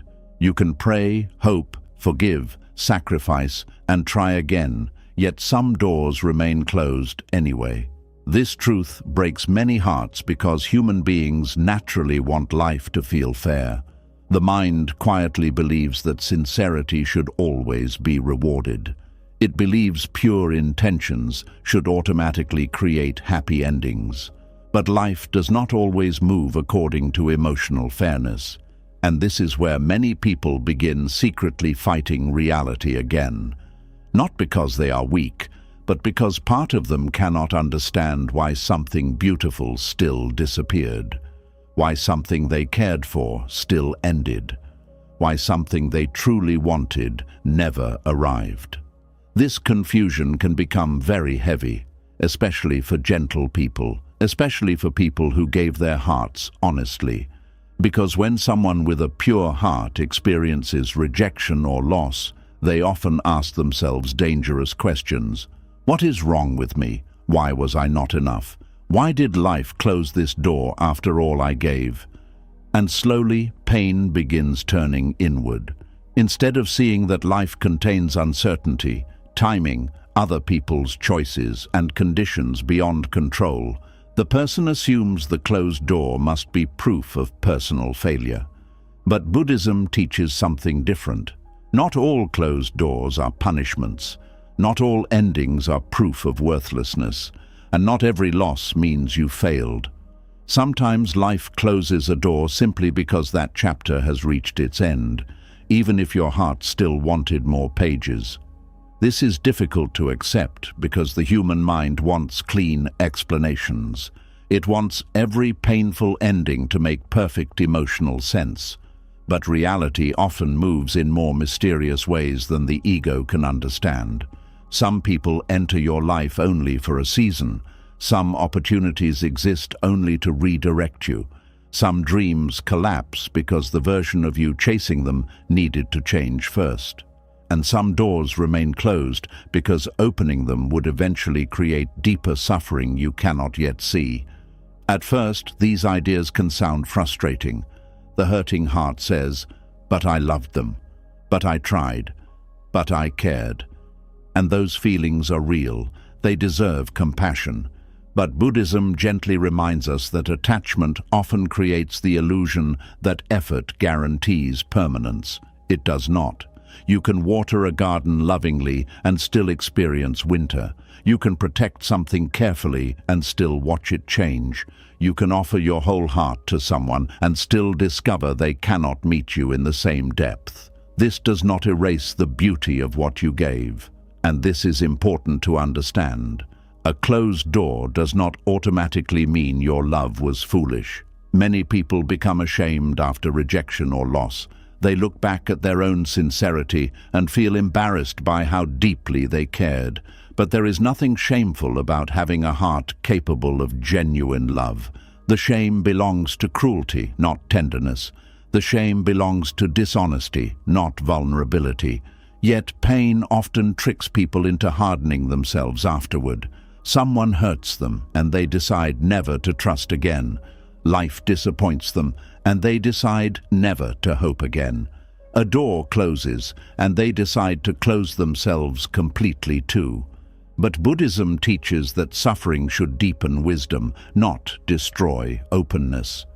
There is a difference between becoming wise and becoming emotionally frozen. A wise person learns discernment. A wounded person sometimes learns fear, and fear often disguises itself as strength. It says, "I do not care anymore. I do not need anyone. I will never feel deeply again." But underneath those statements is usually a heart terrified of experiencing another closed door. This fear is understandable. Human beings naturally avoid pain, but a completely closed heart eventually suffers too, because life cannot fully enter a person who has barricaded themselves against disappointment. This is why Buddhist teachings emphasize balance so often, not blind attachment, not total emotional withdrawal, but compassionate awareness. To love while understanding impermanence, to care while understanding uncertainty, to remain open without demanding guarantees from life. That is difficult, very difficult, because the ego constantly wants certainty before vulnerability. It says, "Promise me this will not hurt. Promise me they will stay. Promise me this effort will succeed. Promise me I will not lose again." But life cannot offer those promises, and perhaps part of maturity is learning how to keep living honestly without demanding impossible guarantees from existence. This does not mean becoming passive. It means accepting reality's uncertainty without allowing uncertainty to destroy your ability to love, trust, or move forward. There is also another painful truth hidden inside closed doors. Sometimes people remain emotionally attached to a closed door because reopening it feels easier than facing the unknown beyond it. The familiar pain becomes safer than uncertain possibility. A person may keep chasing someone unavailable because at least the emotional story feels known. They may stay emotionally attached to an old dream because releasing it would require creating a new direction. They may continue begging internally for old circumstances to return because moving forward feels frightening. This is why some closed doors become emotional obsessions. The mind keeps knocking, keeps hoping, keeps replaying, keeps bargaining. not only because of love or desire, but because uncertainty feels terrifying. But Buddhism teaches something profound about attachment. Clinging creates suffering because reality itself constantly changes. Nothing remains frozen forever. People change, feelings change, dreams change, circumstances change. And when the mind desperately tries to force permanence onto temporary things, suffering intensifies. This does not mean relationships or goals are meaningless. It means peace cannot depend entirely on controlling outcomes.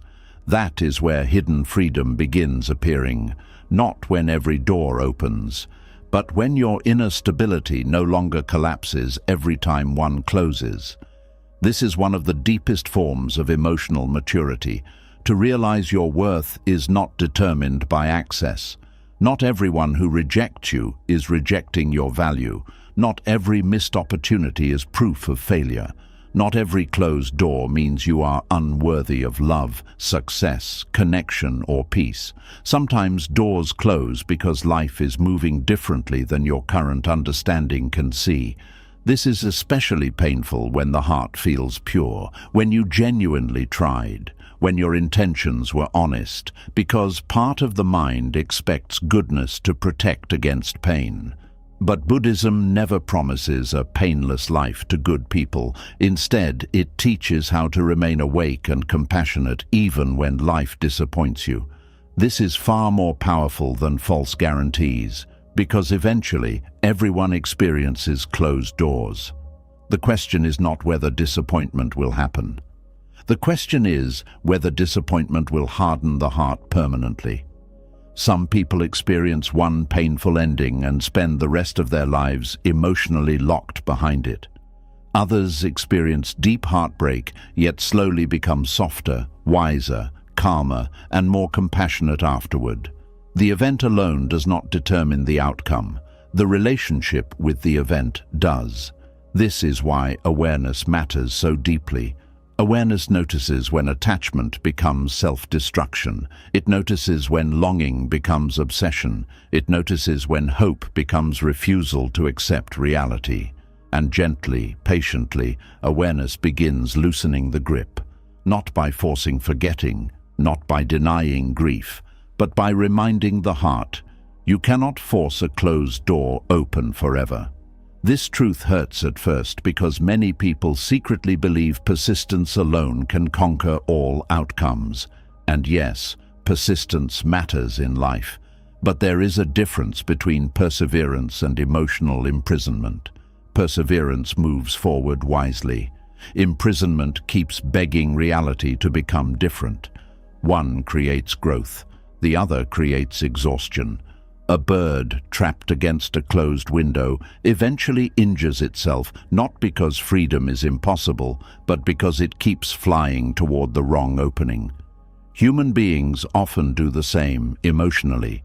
They keep trying to enter spaces that no longer welcome them, keep chasing people who continuously withdraw, keep returning to old identities life already outgrew, keep knocking on doors that time itself already closed, and slowly the repeated rejection begins damaging self-worth. Not because they lack value, but because attachment keeps placing them where acceptance no longer exists. This is why inner freedom sometimes begins with turning away from the closed door instead of endlessly staring at it. Not bitterly, not angrily, but honestly, because some suffering continues only because the heart refuses to stop waiting outside places that no longer hold life for it. There is grief in walking away from a closed door, real grief, because letting go often means accepting that certain dreams, versions of people, or imagined futures will never fully exist. That acceptance can feel like mourning an invisible death. You are not only grieving what happened, you are grieving what could have been, the future you pictured, the conversations you hoped for, the love you imagined, the life you expected. And invisible grief is still grief. Buddhism understands this deeply. Much suffering comes not only from reality itself, but from attachment to imagined realities that never fully arrived. The mind mourns possibilities as intensely as actual events. This is why letting go can feel so painful. You are not only releasing a person or opportunity, you are releasing a version of life your heart became emotionally attached to. And yet, hidden inside this grief is also freedom. Because once you stop standing outside the closed door, life begins moving again. Energy slowly returns, attention returns, curiosity returns. The present moment becomes visible again. Many people do not realize how much life they lose while emotionally waiting for impossible reopenings. Years pass, opportunities pass, connections pass, peace passes, because the heart remains emotionally stationed at an ending. But life continues flowing beyond closed doors. This is important, very important, because the mind often behaves as though one closed door means all future joy is impossible.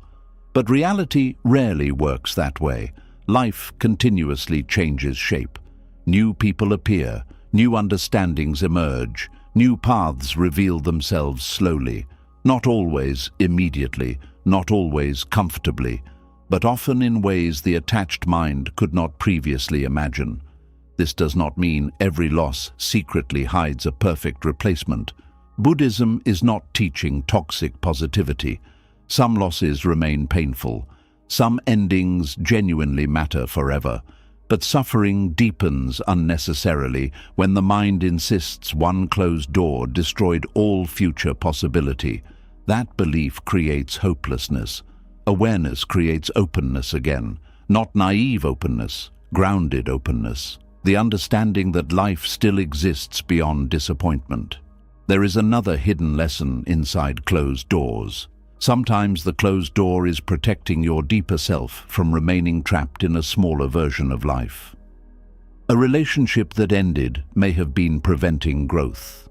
A failed dream may redirect you toward deeper meaning. A rejection may quietly free you from spaces that never truly saw your worth. But attached minds rarely see this immediately because attachment focuses only on immediate loss. Wisdom sees movement. This is why time changes understanding. Things that once felt catastrophic sometimes later reveal hidden guidance, not because the pain was fake, but because human understanding evolves. Buddhism teaches impermanence not to create fear, but to create flexibility. The person who accepts change suffers less than the person demanding permanence from everything. And perhaps one of the hardest forms of acceptance is accepting that goodness alone cannot force outcomes. You can be kind and still lose. You can be sincere and still experience rejection.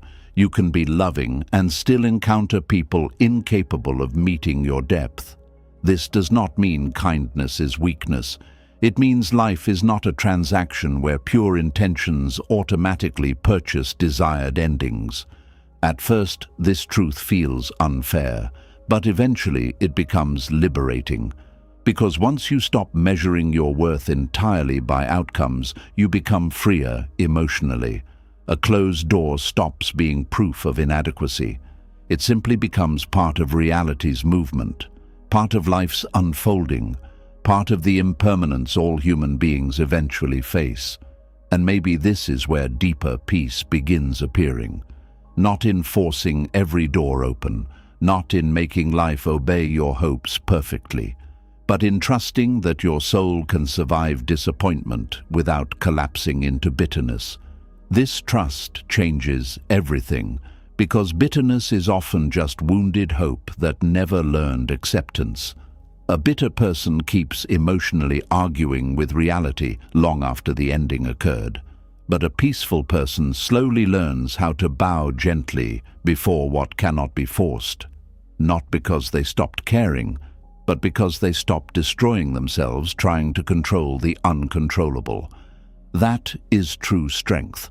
The the strength to love deeply without demanding guarantees, the strength to grieve honestly without worshipping loss forever, the strength to release what no longer opens without losing your ability to remain soft. This softness is rare. Many people become emotionally hard after pain, but Buddhism teaches another possibility: to become wiser without becoming colder, to become discerning without becoming closed, to remain compassionate even after disappointment. And perhaps this is the hidden freedom inside closed doors, the realization that your peace does not depend on every path remaining available forever. Some things will leave, some things will end, some dreams will not unfold the way you hoped, and still your spirit can remain whole. Still, your heart can remain open. Still, life can continue offering beauty in forms you do not yet understand, because closed doors are not always the end of life. Sometimes they are the painful beginning of finally meeting yourself more honestly, the version of you no longer defined entirely by chasing unavailable things, the version of you no longer begging reality to reverse itself. The version of you capable of standing before a closed door and quietly saying, "I loved honestly. I tried sincerely. And now I release what will not open." That sentence contains enormous dignity, because there comes a moment when peace matters more than endlessly forcing entry into spaces no longer meant for you. And maybe tonight, this is what your heart most needs to hear. Some doors stay closed, not because your heart lacked purity, but because life itself moves through seasons, endings, redirections, and impermanence. You are not unworthy because something ended. You are not broken because something did not choose you. You are not cursed because life changed shape. Sometimes a closed door is simply reality, asking you to stop standing outside what no longer belongs to your path. And the moment you stop begging closed doors to reopen, you finally notice the quiet space around you, where life is still waiting to be lived. And as the heart slowly learns to stop standing outside closed doors, another hidden grief often begins rising from deeper places inside the soul. Because sometimes the hardest door to accept was never a relationship, a dream, or an opportunity. Sometimes the hardest thing to accept is the childhood you never truly had. Tonight, you are going to understand why so much adult suffering quietly begins in unfinished pain from long ago, and why inner peace sometimes starts the moment you stop demanding a different past from people who were never able to give it. There are wounds that do not bleed openly, yet they shape an entire life. A child who never felt safe may grow into an adult who struggles to relax. A child who was constantly criticized may become an adult who secretly believes they are never enough. A child who felt emotionally invisible may spend years begging for love in unhealthy places. A child who learned that love was unpredictable may grow up terrified of abandonment.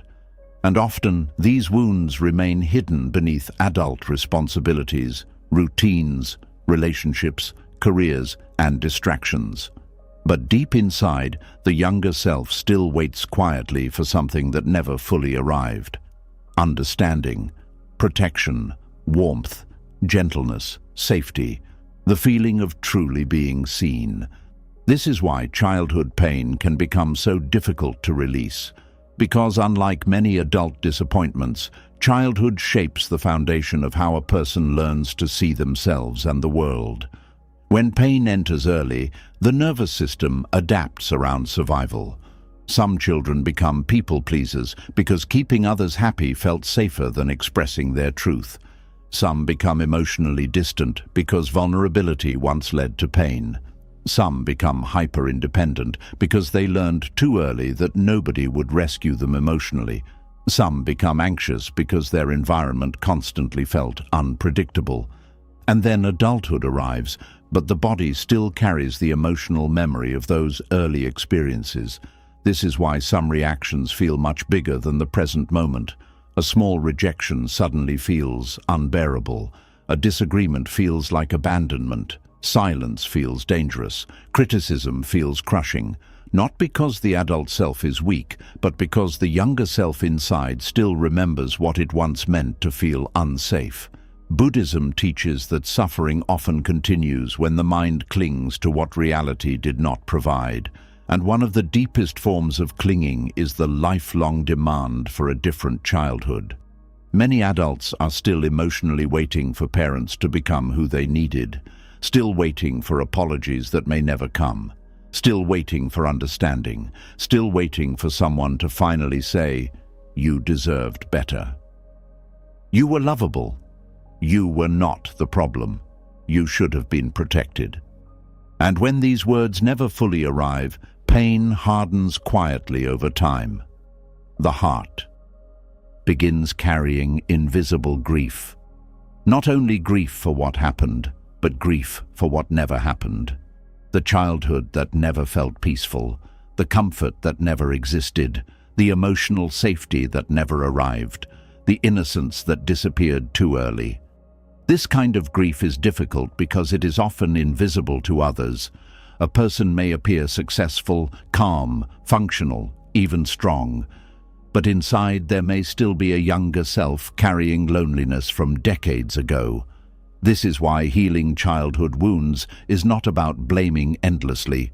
It is about understanding honestly. Many people either deny their childhood pain completely or become trapped inside resentment forever. Buddhism teaches another path, the path of awareness without permanent bitterness, the path of seeing clearly without remaining emotionally imprisoned there. This is important because unresolved childhood pain often controls adult life unconsciously. A person may continuously chase unavailable partners because emotionally they are still trying to earn love they never fully received. Another may become addicted to achievement because praise became their only source of worth as a child. Another may avoid closeness because intimacy feels emotionally dangerous. Another may constantly apologize for existing because they grew up feeling like a burden. And often these patterns continue for years until awareness finally interrupts them. Awareness begins noticing, "I am reacting from an old wound. This fear is older than this moment. My nervous system learned this long ago." That realization can feel painful, but it is also freeing. Because once unconscious patterns become visible, healing becomes possible. Before awareness, the wound controls life silently. After awareness, the person can begin responding differently, but this process requires enormous compassion, especially toward the younger self. Many adults secretly judge the child they once were. They say things like, "I should be over this. Other people had it worse. I am too sensitive. I need to stop feeling this way." But pain does not heal through humiliation. A frightened child does not become calm through criticism. And the younger self inside many adults is still frightened, still carrying emotional confusion, still carrying unmet needs, still wondering why love felt difficult to receive. This is why Buddhist compassion matters so deeply in healing. Compassion softens the war against yourself, not by denying what happened, but by refusing to continue punishing yourself for surviving it imperfectly. There is another difficult truth many people eventually face. Sometimes parents simply could not give what they themselves never received. This does not erase harm, it does not excuse cruelty, but it creates understanding. Many wounded adults were once wounded children raising children. Many emotionally unavailable parents were never taught emotional safety themselves. Many harsh people were shaped by harshness long before you existed. Pain travels through generations quietly until awareness interrupts it. This understanding matters because hatred alone rarely heals childhood wounds. Hatred keeps the nervous system emotionally tied to the original pain. The mind remains trapped in the hope that rage will somehow create a different past. But no amount of anger can reopen childhood and rearrange the emotional conditions. This is where acceptance becomes one of the hardest spiritual practices of all.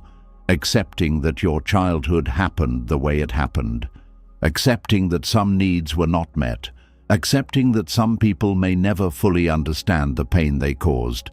Accepting that your younger self deserved better while also understanding reality cannot now become different retroactively. This acceptance does not mean pretending the pain was okay. It means releasing the endless internal demand for the past to become something it never was.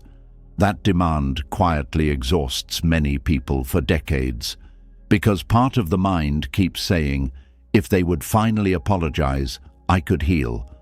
If they would finally understand me, I could feel peace. If my childhood had been different, I would be whole. But Buddhism gently points toward another truth. Wholeness does not begin when the past changes.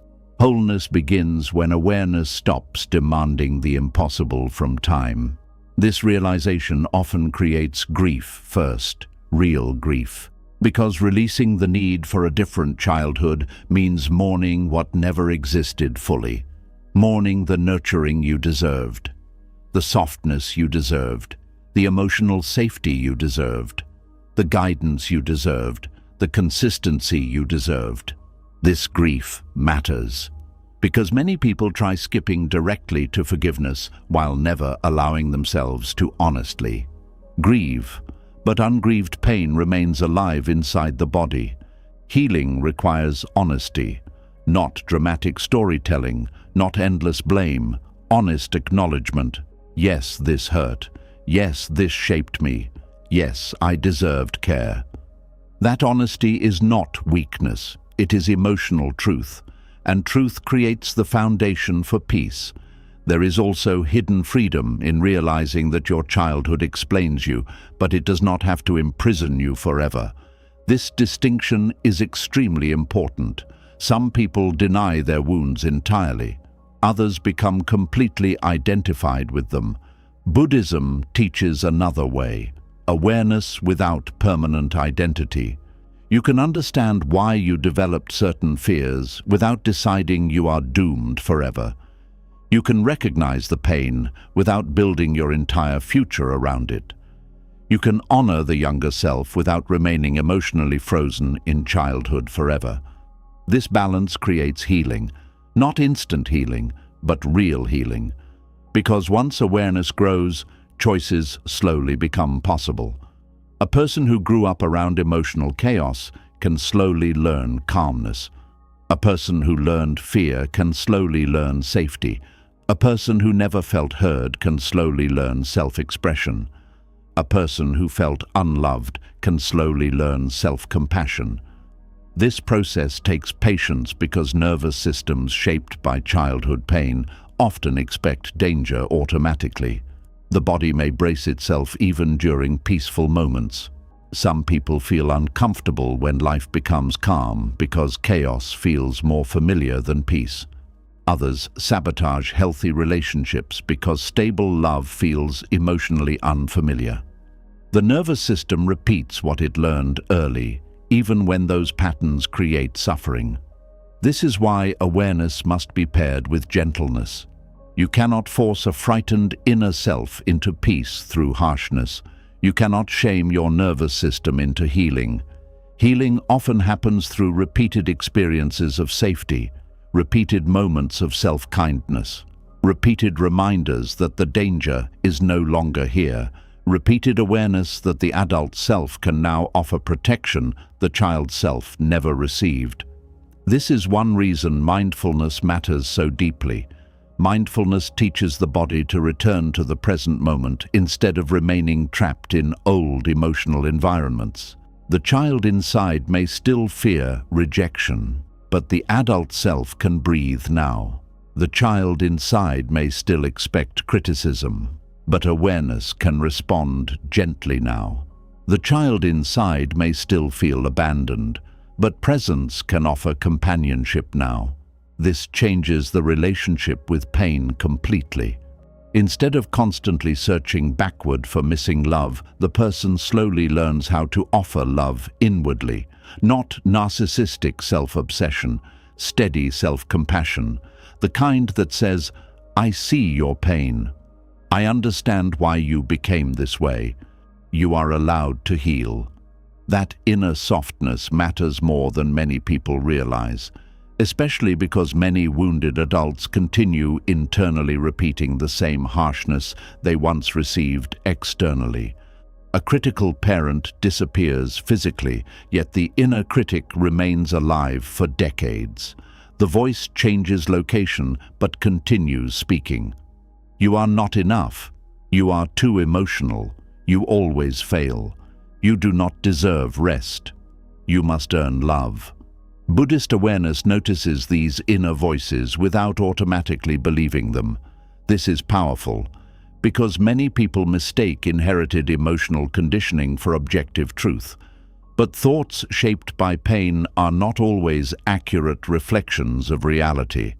They are survival patterns, and survival patterns can change, slowly, patiently, with awareness, with compassion, with repetition. This is why releasing the need for a different childhood is not the same as forgetting the past. It means stopping the endless emotional negotiation with what already happened. It means recognizing, yes, I wish it had been different. And yes, I can still build peace from here. That second sentence is life-changing, because many people unconsciously postpone healing until the past becomes emotionally corrected somehow. But time does not move backward. Parents may never transform into emotionally safe people. Some conversations may never happen. Some apologies may never arrive. Some emotional gaps may remain. And still, healing remains possible. Not because the pain disappears, but because the adult self stops abandoning themselves waiting for the past to change. This is where responsibility quietly enters the healing process. Not blame, responsibility. The understanding that while you did not choose your childhood, you now participate in how your wounds are carried forward.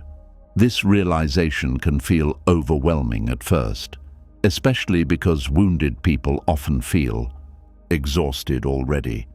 But hidden inside responsibility is also power, because once awareness enters, new choices become possible.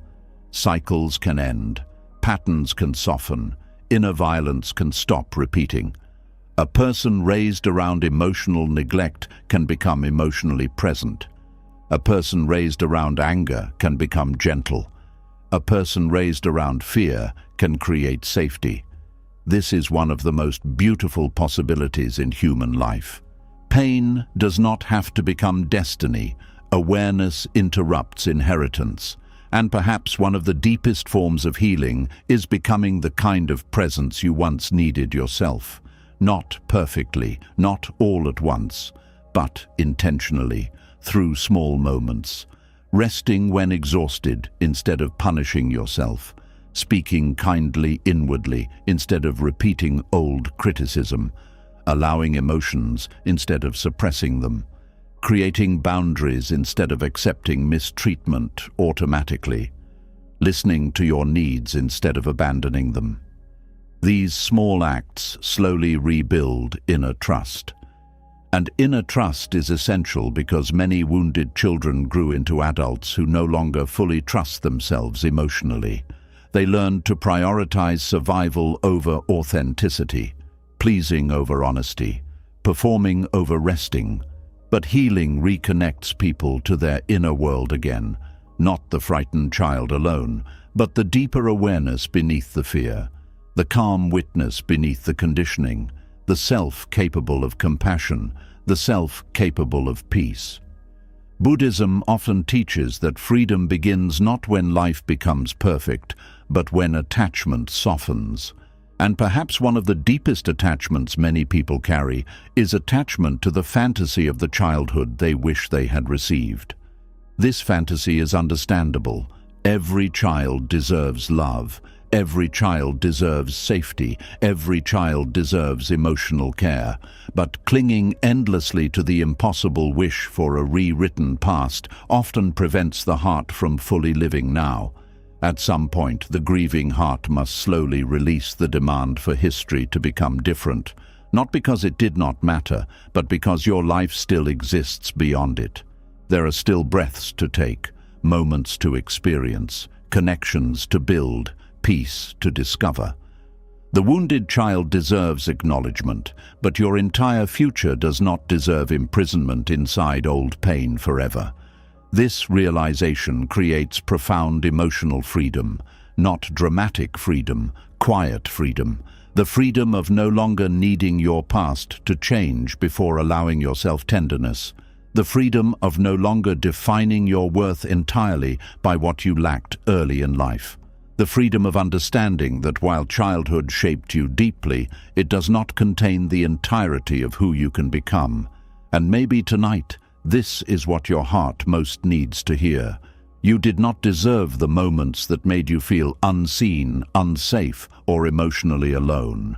Your pain was real, your needs were real, your younger self deserved gentleness, but your peace cannot remain trapped waiting for the past to become different.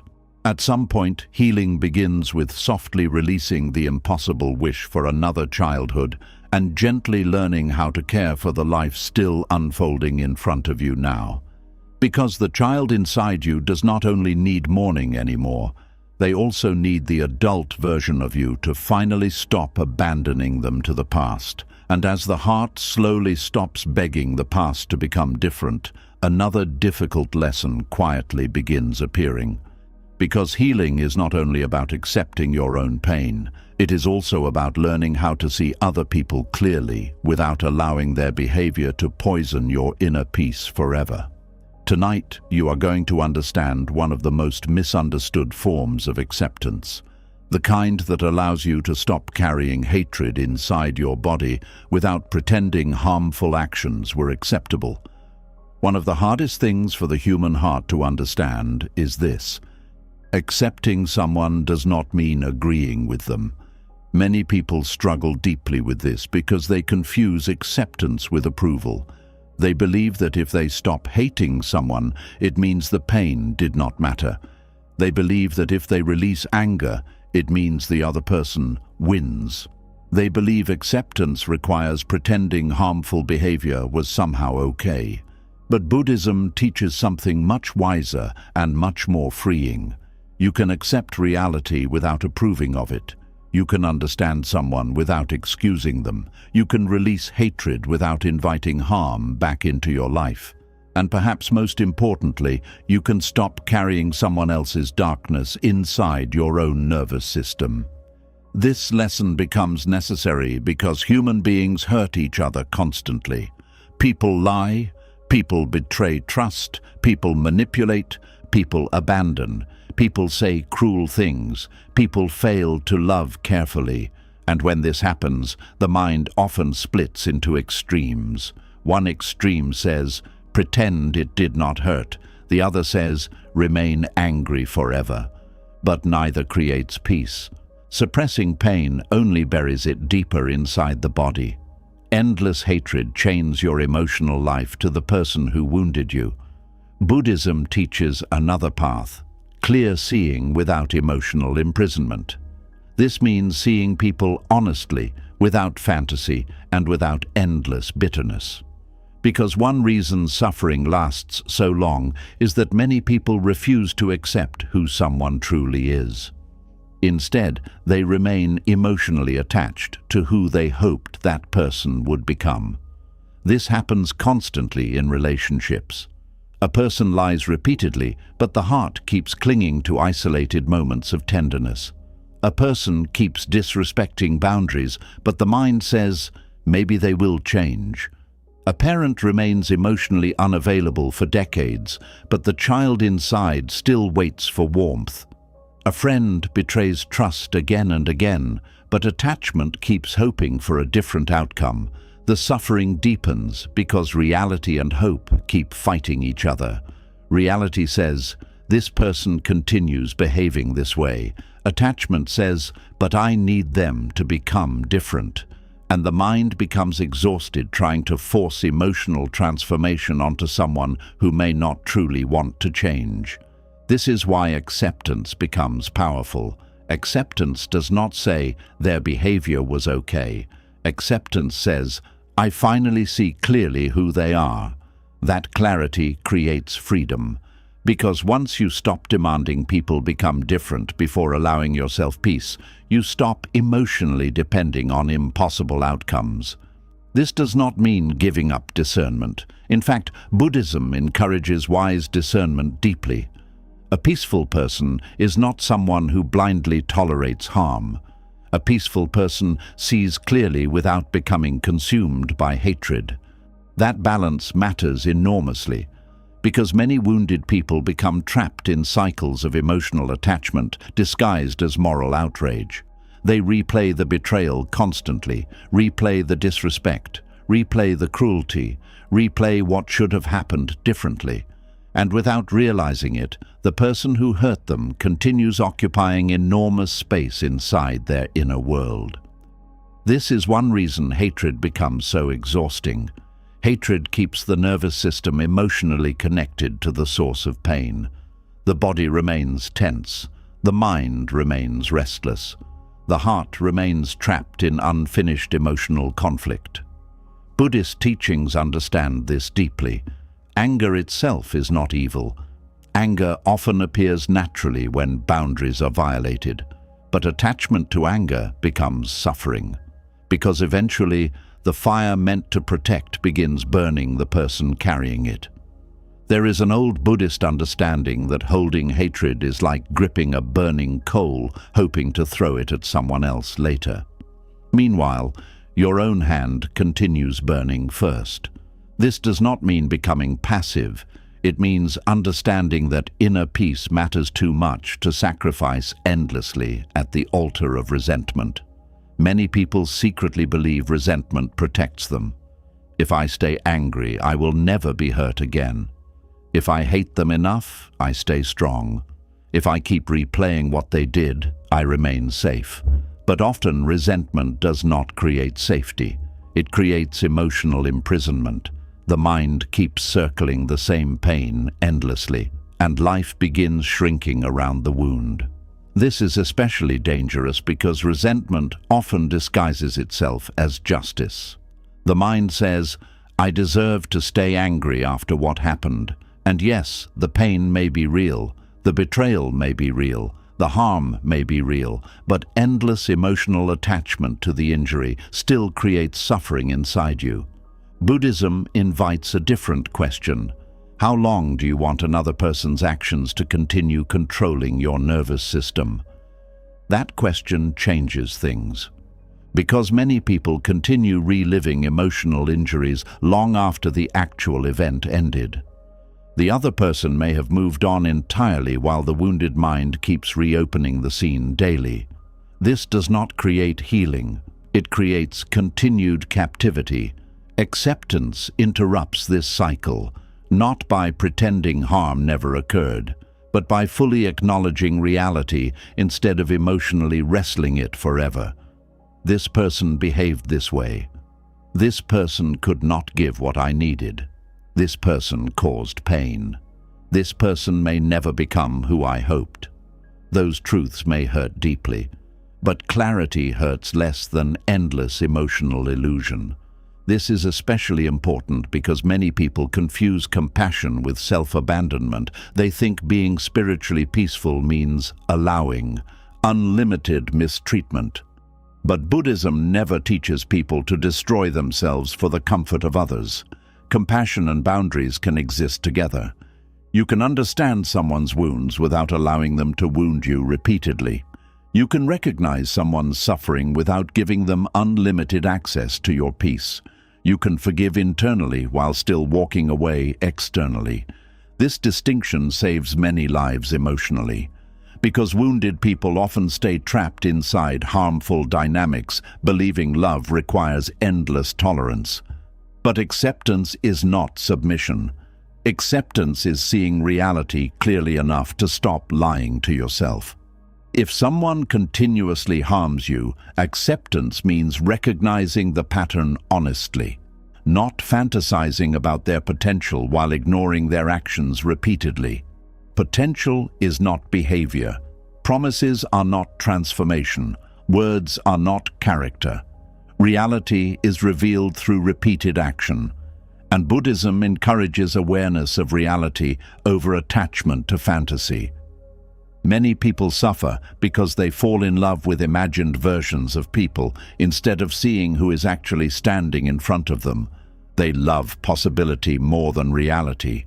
They love hope more than truth. And while hope can be beautiful, hope disconnected from reality creates deep suffering. At some point, peace requires seeing clearly, not cruelly, clearly. This clarity often creates grief first, because when illusions disappear, reality finally becomes fully visible. A person realizes they may never love me the way I need. They may never apologize. They may never understand the pain they caused. They may never change. This realization can break the heart open, but strangely, it can also begin setting the heart free, because now emotional energy no longer needs to remain trapped in endless waiting. Waiting for transformation, waiting for awareness, waiting for justice, waiting for impossible emotional repayment. The mind can finally rest from trying to control another person's evolution. That rest matters deeply, especially because human beings cannot force consciousness onto others. You cannot force empathy, you cannot force accountability, you cannot force emotional maturity, you cannot force self-awareness. And exhausting yourself trying to create these things inside another person often destroys peace inside yourself first. This is why Buddhism emphasizes letting go of attachment to outcomes, not because outcomes do not matter, but because emotional survival cannot depend entirely on controlling people beyond your control. There is also another important truth hidden here. People's harmful actions often arise from their own suffering, conditioning, fear, ego, or unconsciousness. Again, this does not excuse harm, but understanding this changes the emotional relationship with hatred. A deeply wounded person often wounds others. An unconscious person often spreads unconsciousness. Someone disconnected from themselves often creates disconnection around them. Seeing this creates compassion without naivete. Compassion says, I understand suffering shapes behavior. Wisdom says, and I still need healthy boundaries. Both truths can exist together. This balance is extremely important because many people swing between emotional extremes, either complete hatred or complete self-sacrifice. Buddhism teaches the middle path, clear awareness, compassion, boundaries, non-attachment, inner peace, all existing together. This does not happen overnight, especially when pain is deep. Some wounds require time before anger softens naturally, and Buddhism does not ask you to force fake forgiveness while your nervous system is still overwhelmed. Forced forgiveness often becomes another form of emotional suppression. Real healing happens more honestly. First awareness, then honesty, then grief, then clarity, then gradual release. The release comes not because the pain was small, but because carrying endless emotional poison eventually becomes too heavy. And perhaps one of the deepest forms of freedom is realizing you no longer need another person to become good before allowing yourself peace. This realization changes relationships completely. You stop emotionally chasing unavailable people. Stop trying to rescue destructive people endlessly. Stop sacrificing your nervous system trying to earn basic decency. Stop bargaining with reality. Instead, awareness quietly says, "This is who they are right now." That sentence is powerful because many people keep loving people based on memory, fantasy, or potential instead of present reality. But reality is where peace exists, not fantasy, not future projection, reality. and reality often reveals uncomfortable truths. Some people are not emotionally safe. Some people are deeply unconscious. Some people repeatedly choose selfishness. Some people cannot meet your depth. Some people remain committed to behaviors that create suffering. Accepting this does not make you bitter. It makes you awake. Awake enough to stop abandoning yourself emotionally. Awake enough to stop waiting for unavailable people to become emotionally available through your suffering alone. Awake enough to stop confusing emotional attachment with love. Because love without awareness often becomes self-destruction. True compassion includes yourself too. This is another lesson many people miss. They offer endless understanding to others while offering none to themselves. They excuse harmful behavior repeatedly while ignoring their own exhaustion. They prioritize another person's wounds while neglecting their own healing. Eventually, resentment grows because self-betrayal always creates inner pain. Buddhist compassion begins inwardly first, not selfishly, but honestly. You matter too. Your peace matters too. Your nervous system matters too. Your boundaries matter too. This understanding changes the way you relate to difficult people. You stop needing to hate them to protect yourself. Hatred becomes unnecessary once clarity exists. You simply see reality honestly and respond wisely. Sometimes wisely means distance. Sometimes wisely means compassion without closeness. Sometimes wisely means ending access. Sometimes wisely means grieving what never truly existed. And sometimes wisely means accepting that another person's journey belongs to them, not you. This acceptance creates tremendous emotional freedom because many people unconsciously carry responsibility for changing others. They believe, if I love them enough, they will heal. If I stay patient enough, they will awaken. If I explain myself perfectly, they will understand. But human beings only truly change when they themselves become willing to see clearly. No amount of suffering on your part can force awareness into another person. This truth can feel heartbreaking, but it can also feel liberating. Because once you stop trying to emotionally manage another person's consciousness, your energy returns to your own life again, your own healing, your own peace, your own awareness. This is where acceptance becomes deeply practical. You stop wasting life fighting reality emotionally. You stop trying to rewrite people internally. You stop demanding impossible emotional outcomes. And slowly, your nervous system relaxes. Not because everyone becomes good, but because your peace no longer depends entirely on controlling human behavior around you. This is real inner freedom, not the fantasy of a world where nobody hurts you, but the wisdom of remaining grounded even when people disappoint you. And perhaps this is one of the most mature forms of love possible, to see people clearly, to understand their humanity, to recognize their wounds, to acknowledge their harmful actions honestly, and still refuse to let hatred completely consume your own heart, not because they deserve endless access to you, but because your peace deserves protection too. This is why Buddhism speaks so deeply about non-attachment. Non-attachment does not mean you stop caring. It means your soul stops becoming chained to what it cannot control. You stop gripping people emotionally so tightly that their behavior determines your entire inner state. You begin standing inside your own awareness more steadily, and from that place, compassion becomes possible without self-destruction. This balance creates enormous peace, because eventually you realize something life-changing. You do not need to carry bitterness forever in order to honor your pain. You do not need endless hatred to prove something mattered. You do not need revenge fantasies to protect your dignity. Sometimes the deepest dignity is quietly releasing emotional warfare entirely, not because the pain was insignificant, but because your inner life is too valuable to permanently hand over to resentment. And maybe tonight, this is what your heart most needs to hear.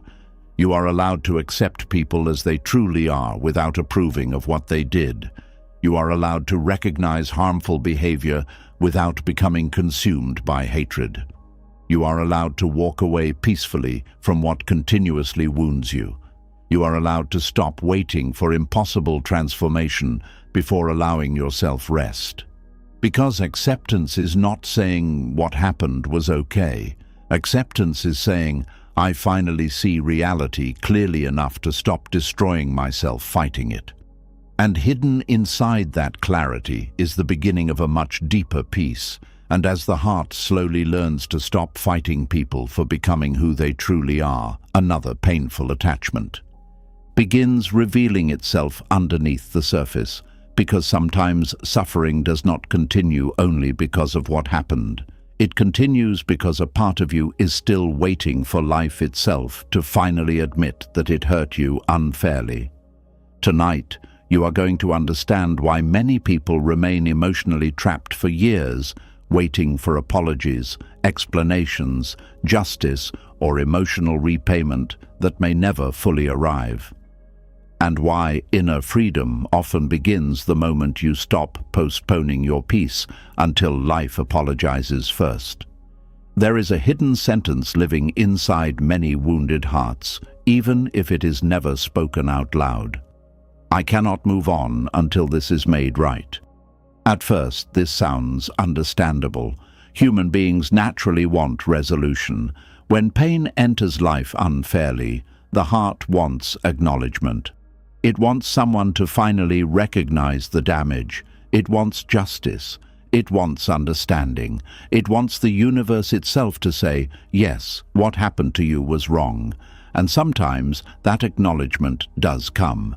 Sometimes people apologize sincerely. Sometimes truth becomes visible. Sometimes wounds are recognized openly, but many times life stays silent. The person who hurt you may never fully understand the impact of their actions. The family that misunderstood you may never suddenly awaken emotionally. The relationship that damaged your heart may never provide proper closure. The unfairness may never balance itself neatly, and this is where many people become trapped emotionally, not only in the pain itself, but in the endless waiting for emotional correction. The mind keeps saying, once they apologize, I can heal. Once life explains itself, I can relax. Once justice happens, I can feel peace.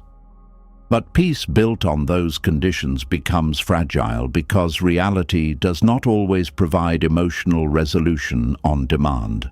This is one of the hardest Buddhist lessons to accept. Life does not always explain itself, and suffering deepens when peace is postponed until reality behaves according to emotional expectation. Many people unknowingly spend years emotionally frozen because they are waiting for the universe to reverse the feeling of injustice inside them. They want acknowledgement before healing, validation before peace, repayment before release.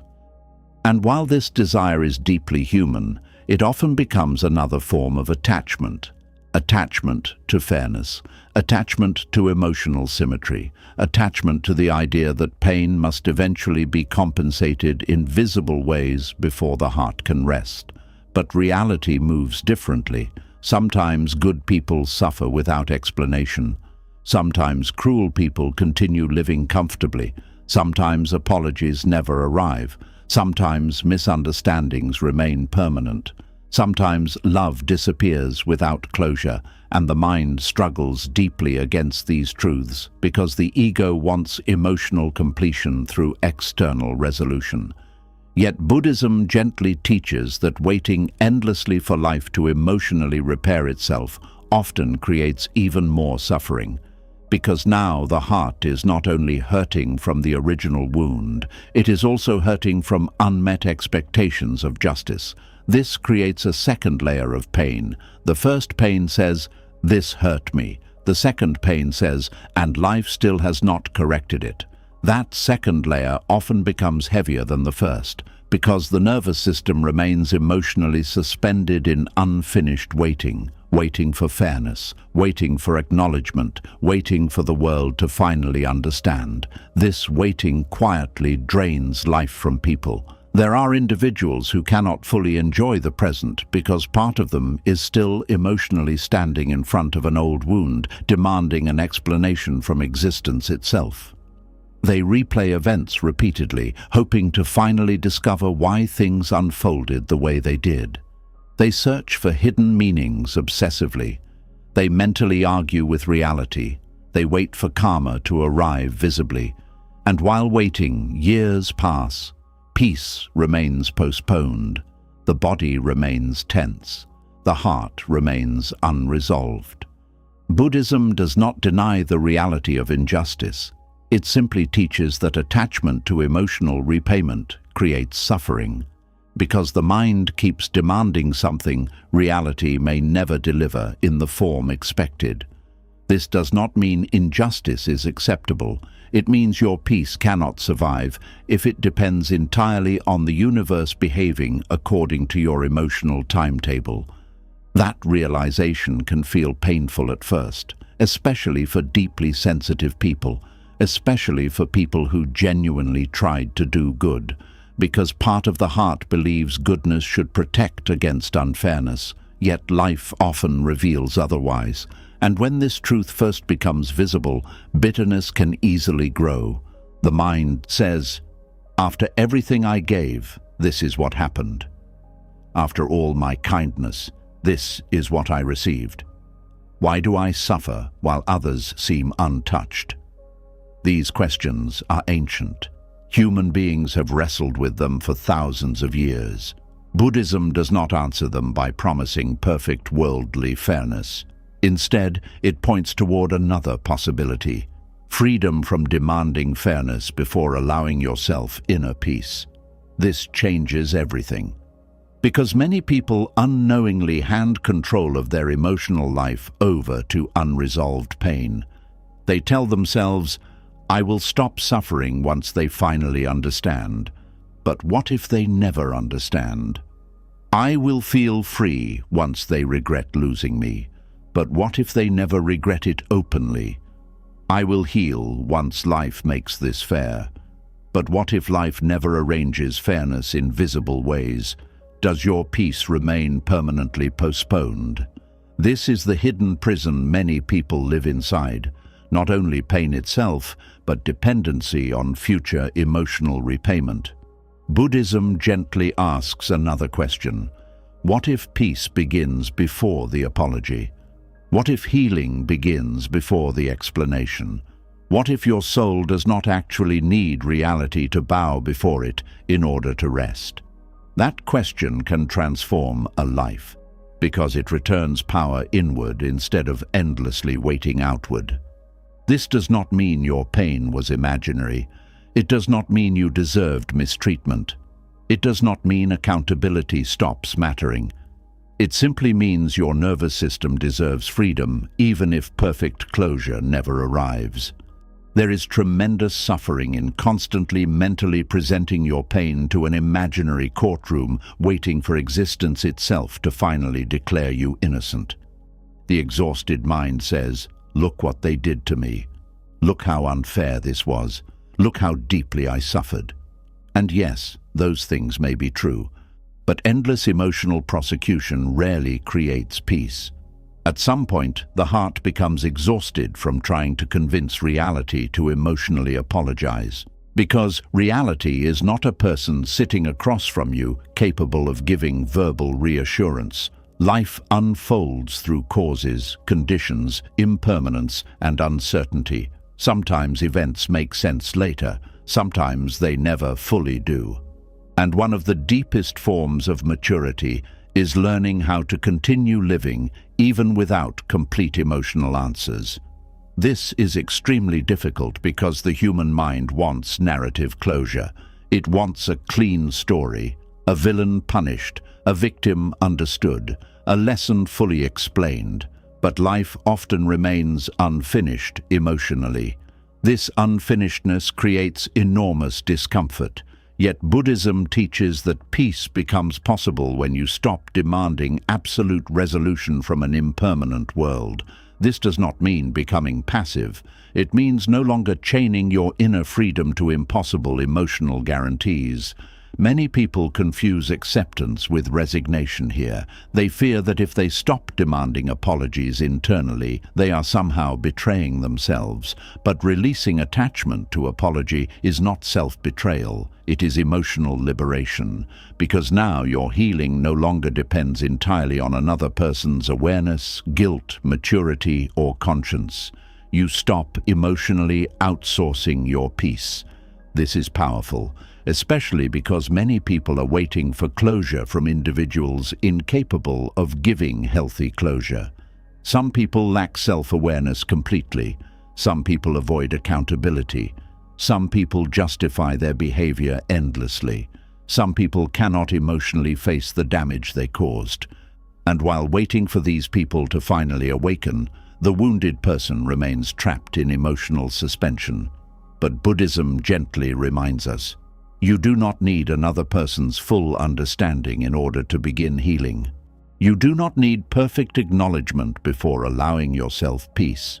You do not need life to reverse itself emotionally before you breathe fully again. This understanding creates enormous freedom because it loosens the emotional dependency on external correction. And external correction is never fully controllable. There is another painful truth hidden here.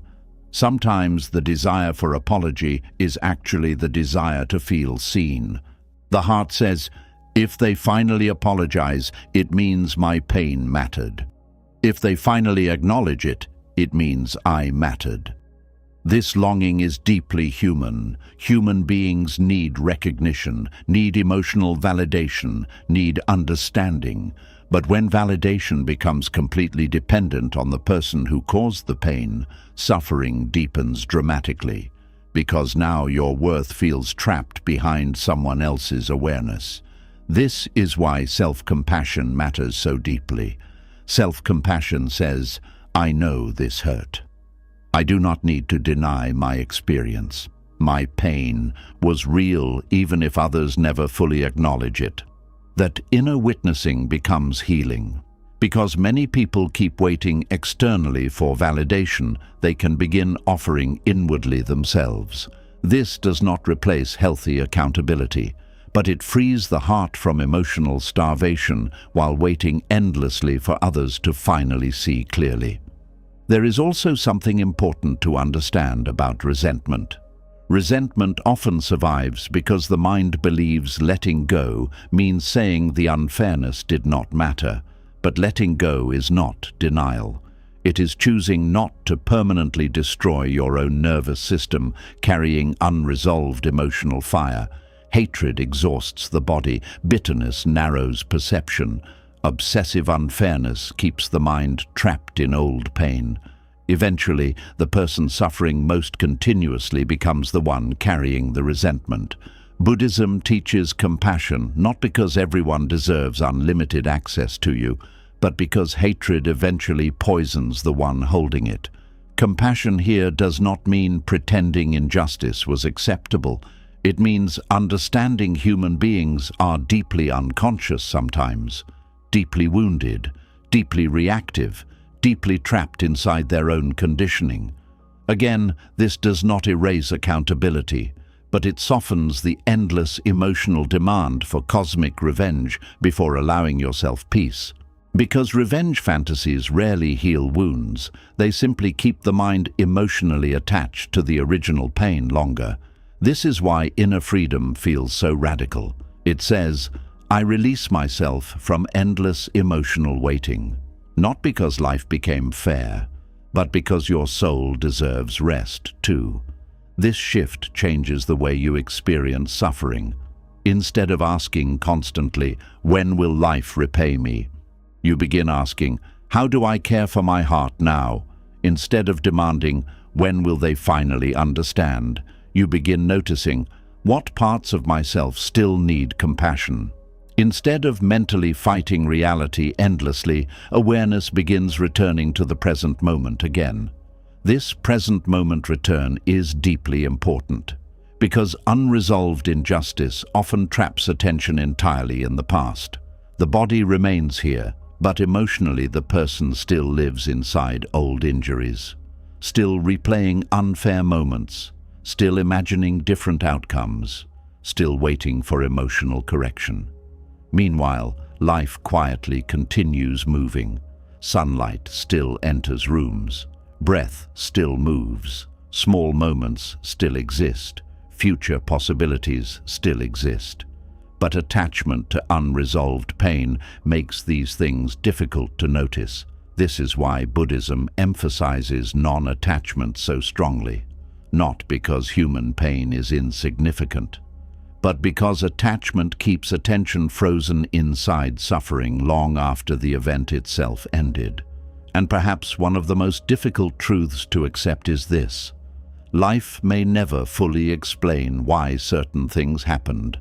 Some questions remain unanswered. Some losses remain mysterious. Some heartbreak never receives satisfying closure. Some suffering never fits neatly into understandable narratives. The mind hates this uncertainty. It wants resolution desperately. Yet peace often begins the moment you stop demanding complete understanding before allowing yourself to live again. This does not mean you suddenly stop feeling hurt. It means you stop feeding the hurt with endless emotional bargaining, because bargaining is exhausting. The mind bargains with life constantly. If I stay angry, maybe justice will come. If I replay it enough, maybe clarity will arrive. If I suffer visibly enough, maybe reality will finally notice. But reality does not negotiate emotionally that way. At some point, the soul becomes tired. Tired of waiting, tired of fighting, tired of carrying unfinished emotional wars. And that exhaustion can become sacred if it finally leads toward surrender. Not hopeless surrender, peaceful surrender. The kind that quietly says, I may never receive the apology I deserved, and I no longer want my entire life trapped waiting for it. That sentence contains enormous wisdom, because it prioritizes your inner freedom over endless emotional dependency on external resolution. This is not weakness, it is maturity, deep maturity. The maturity to understand that some wounds heal, not because life became fair, but because the heart stopped demanding fairness before allowing itself rest. And strangely, once this attachment loosens, the nervous system begins softening too. The body relaxes more deeply, the mind becomes quieter, the emotional obsession decreases. Not because the past vanished, but because the inner war around the past slowly ended. This creates space for gratitude again, not fake positivity. Real gratitude. Gratitude for breath, for awareness, for the chance to still love despite disappointment, for the possibility of peace despite pain.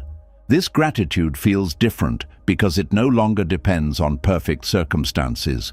It grows from acceptance. And acceptance is one of the deepest forms of freedom Buddhism offers. Not freedom from pain entirely, but freedom from endless emotional resistance to reality. And maybe tonight, this is what your heart most needs to hear. You do not need life to kneel before you and apologize in order to begin healing. You do not need every wound fully acknowledged before allowing yourself peace. You do not need perfect justice before resting your nervous system. Your pain mattered, your suffering was real, your heart deserved gentleness, but your future does not deserve permanent imprisonment inside unfinished emotional waiting. At some point, peace begins when you stop asking reality to emotionally rewrite itself before allowing yourself to breathe again. Because life may never apologize the way you hoped, but your soul can still become free anyway. And as the heart slowly stops waiting for life to finally explain itself, another quiet struggle begins revealing itself inside the human experience. Because sometimes the deepest suffering is not caused by the pain itself anymore. It is caused by the conflict between the part of you that is ready to move forward and the part of you that is terrified to let go. Tonight, you are going to understand why the mind often clings to what the deeper self already knows is finished, and why true peace begins when the inner war between holding on and releasing finally starts to soften. There are moments in life when something inside you already knows the truth long before your mind accepts it.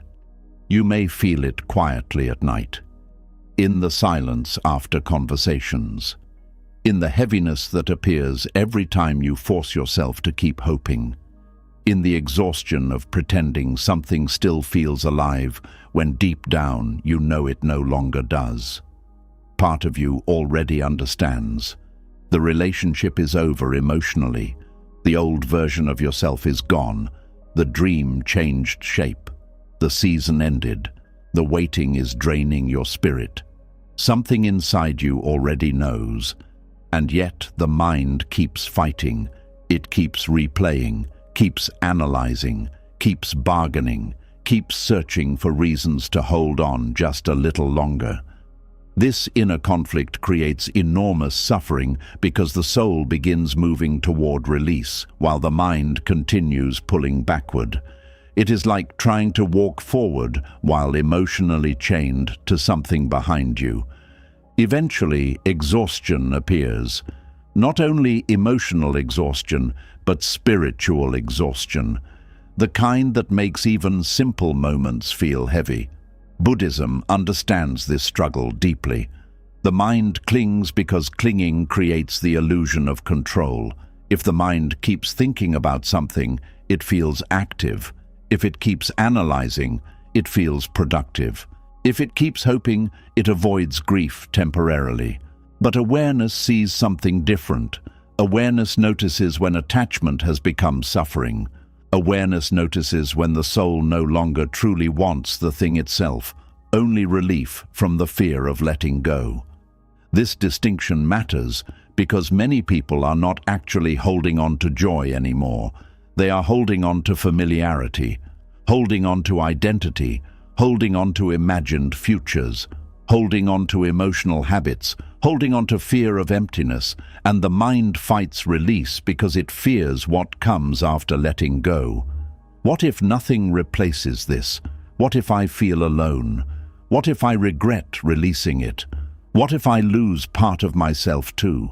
These fears are deeply human.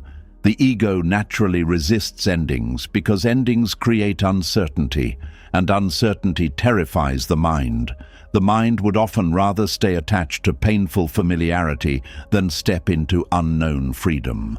This is why people sometimes remain emotionally connected to situations long after the soul has become exhausted by them. A person stays attached to a relationship that no longer brings peace, attached to resentment that no longer serves healing, attached to old identities that no longer fit, attached to pain that no longer teaches anything new, not because the attachment feels good, but because release feels frightening. The strange thing is that the soul often grows tired before the mind does. Something deeper inside begins whispering, "This is hurting you now. This chapter is complete. You do not need to keep carrying this." But the mind argues back immediately, "No, not yet. Maybe things will change. Maybe if I try harder. Maybe if I wait longer." And this internal tug-of-war can continue for years. The body feels tired, the heart feels heavy, the nervous system feels stretched thin. Yet the mind keeps resisting. Surrender. This is one reason suffering becomes chronic. Not because life itself remains unchanged, but because the mind keeps emotionally holding open doors the deeper self is already trying to close gently. Buddhism teaches that attachment often survives through illusion. The illusion that holding on prevents loss. The illusion that clinging protects love. The illusion that endless thinking creates safety. But eventually, awareness reveals another truth. Holding on does not stop change.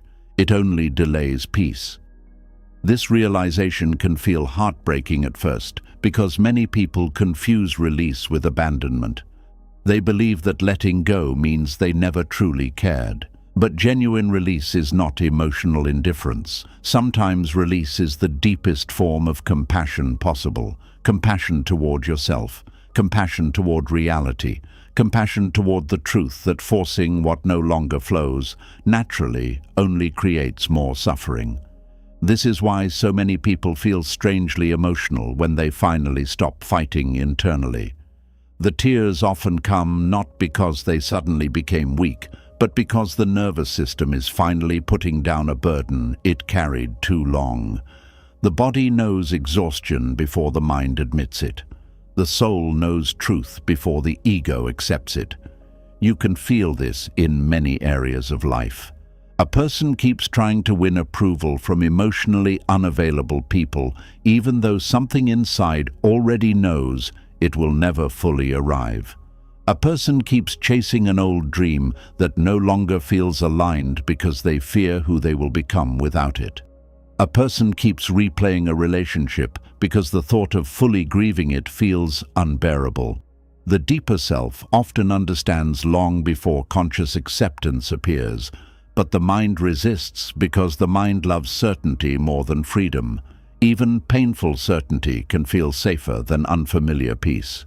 This is why healing sometimes feels strangely uncomfortable at first, not because healing is wrong, but because the nervous system became accustomed to struggle. A person who spent years emotionally fighting may feel restless when peace finally begins appearing. Silence feels unfamiliar. Stillness feels strange. Calmness feels almost suspicious. The mind asks, "Why am I not worrying? Should I still be thinking about this? Am I forgetting something important?" Because the mind became addicted to emotional activity, and release threatens the identity built around that activity. This is why Buddhism places such importance on awareness rather than force. You cannot violently force the mind into peace. The mind softens gradually through understanding, through noticing, through compassionate awareness of attachment itself. Awareness gently reveals, this constant mental struggle is exhausting you. This attachment is no longer protecting you. This overthinking is no longer creating wisdom. This emotional holding is no longer love.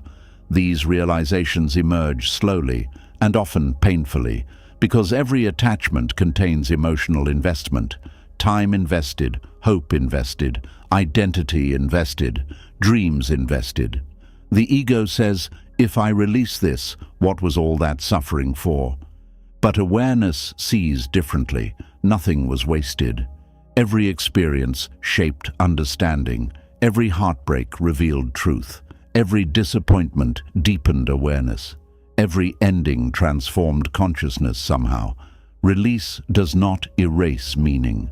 It simply stops demanding continuation from what already completed its purpose.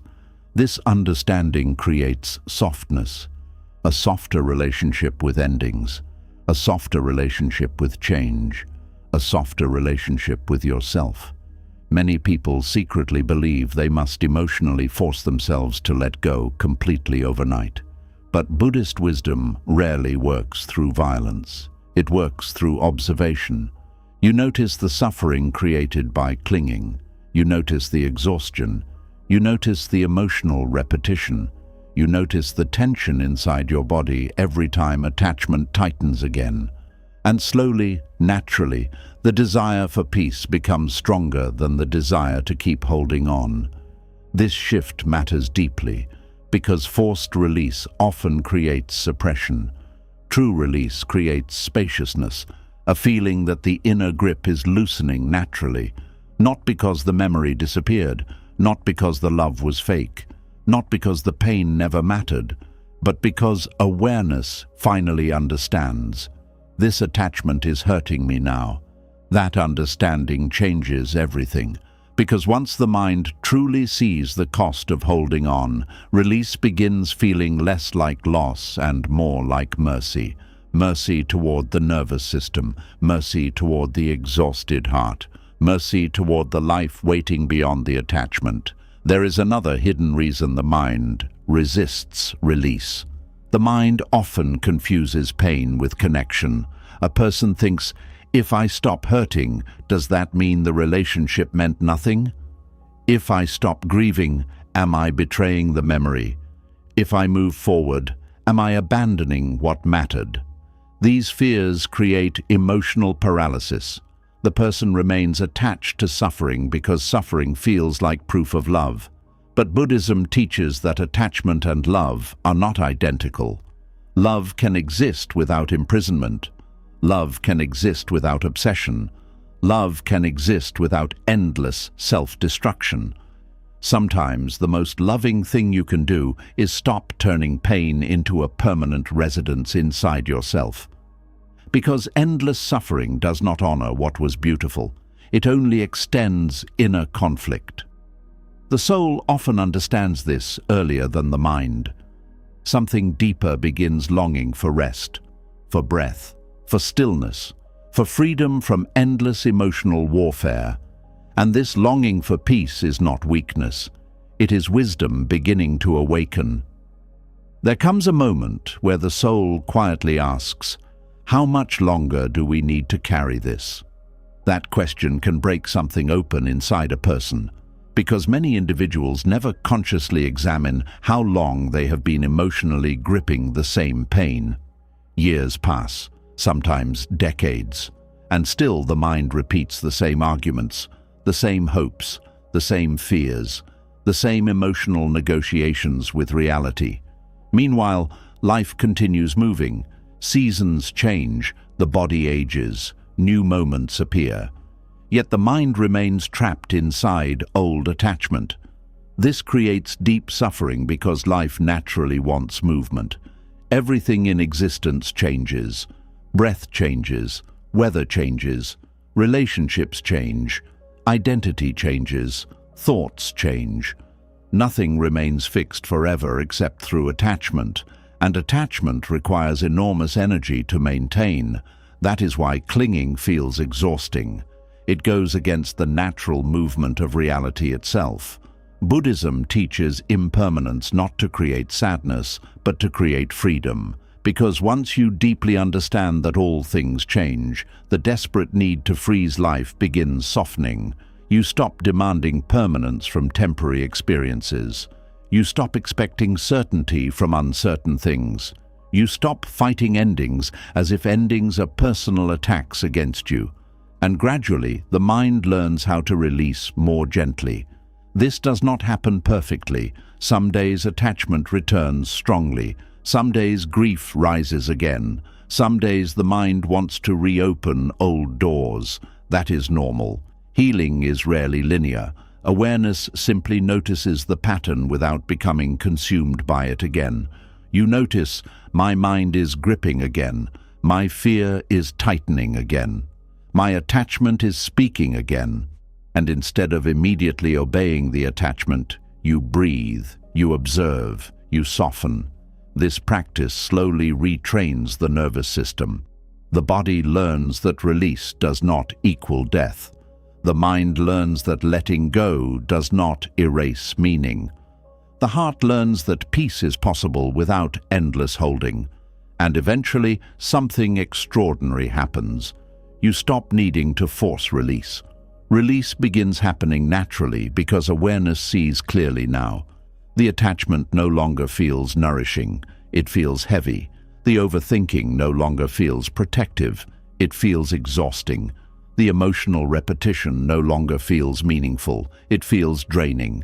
This clarity creates freedom, not sudden dramatic freedom, quiet freedom. The kind where you suddenly notice the mind is no longer obsessing the way it used to. The memory appears, but it does not completely possess your body anymore. The old trigger appears, but you return to calmness faster. The emotional storm rises, but you no longer drown inside it completely. This is healing, not perfection, not emotional numbness, but less inner warfare, less resistance, less attachment, more space, more breath, more presence. There is also a sacred sadness inside release that many people avoid, because releasing something often means fully acknowledging that a chapter truly ended. No more bargaining, no more fantasy, no more emotional negotiation, just reality.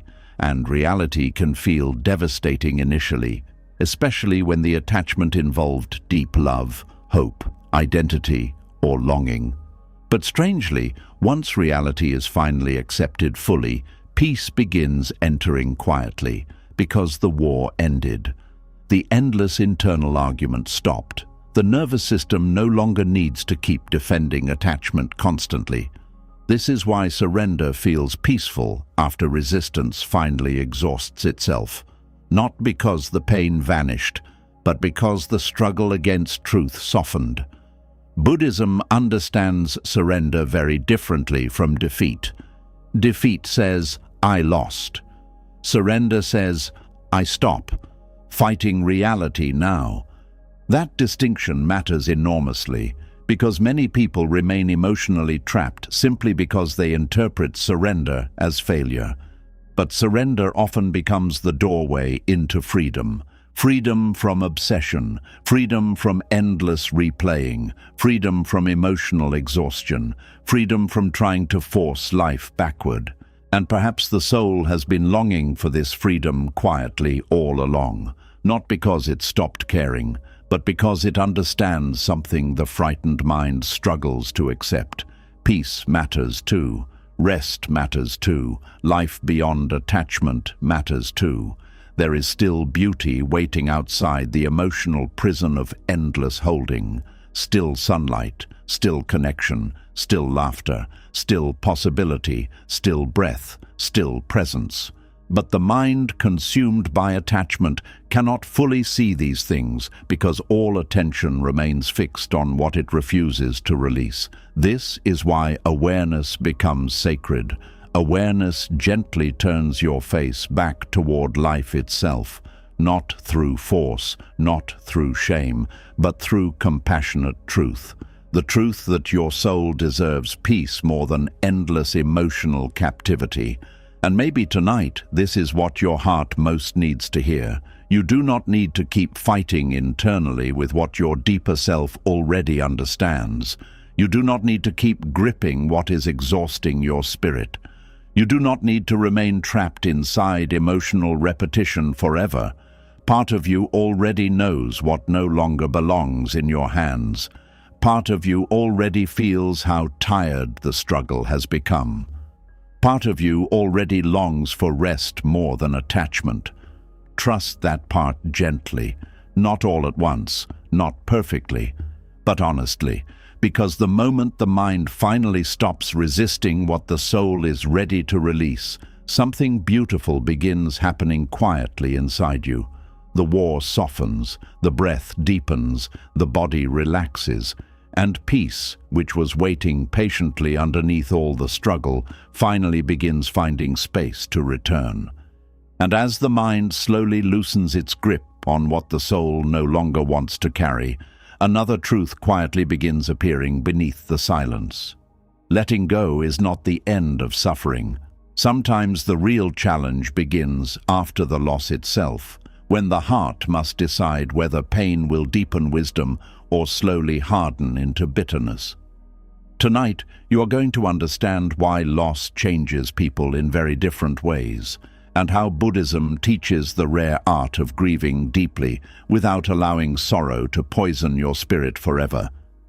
There are people who lose something precious and become softer afterward, and there are people who lose something precious and become harder.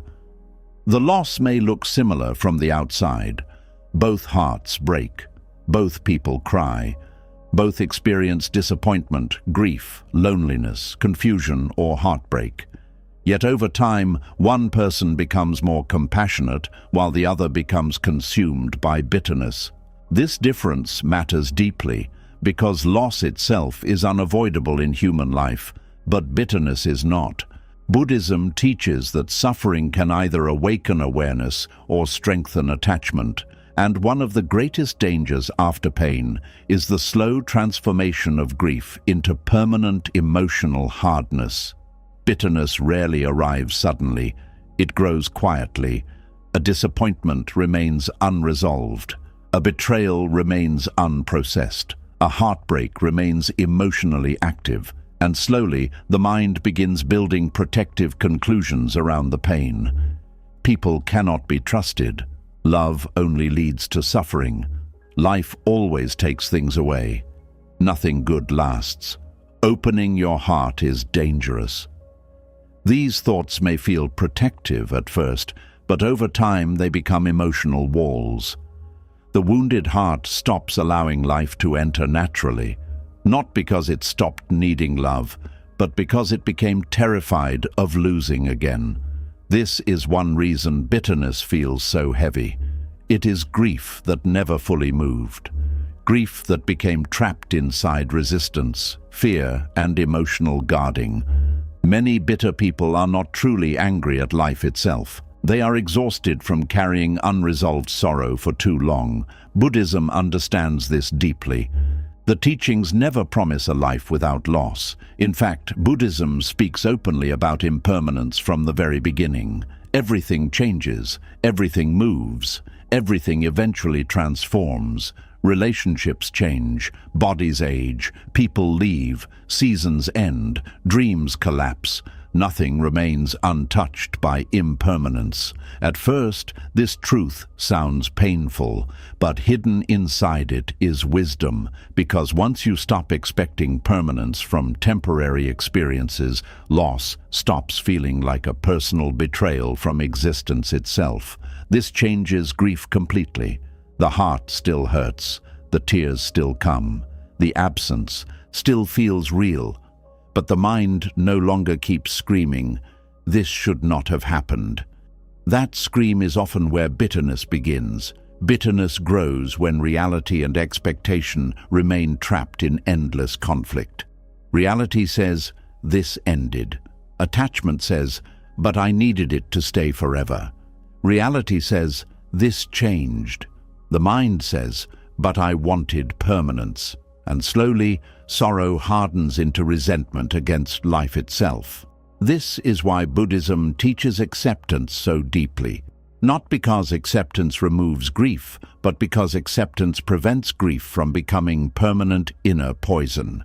There is a huge difference between sadness and bitterness. Sadness remains alive. Bitterness becomes emotionally frozen. Sadness still allows tenderness. Bitterness closes the heart. Sadness says, "I loved deeply, and this hurts." Bitterness says, "I will never allow myself to feel deeply again."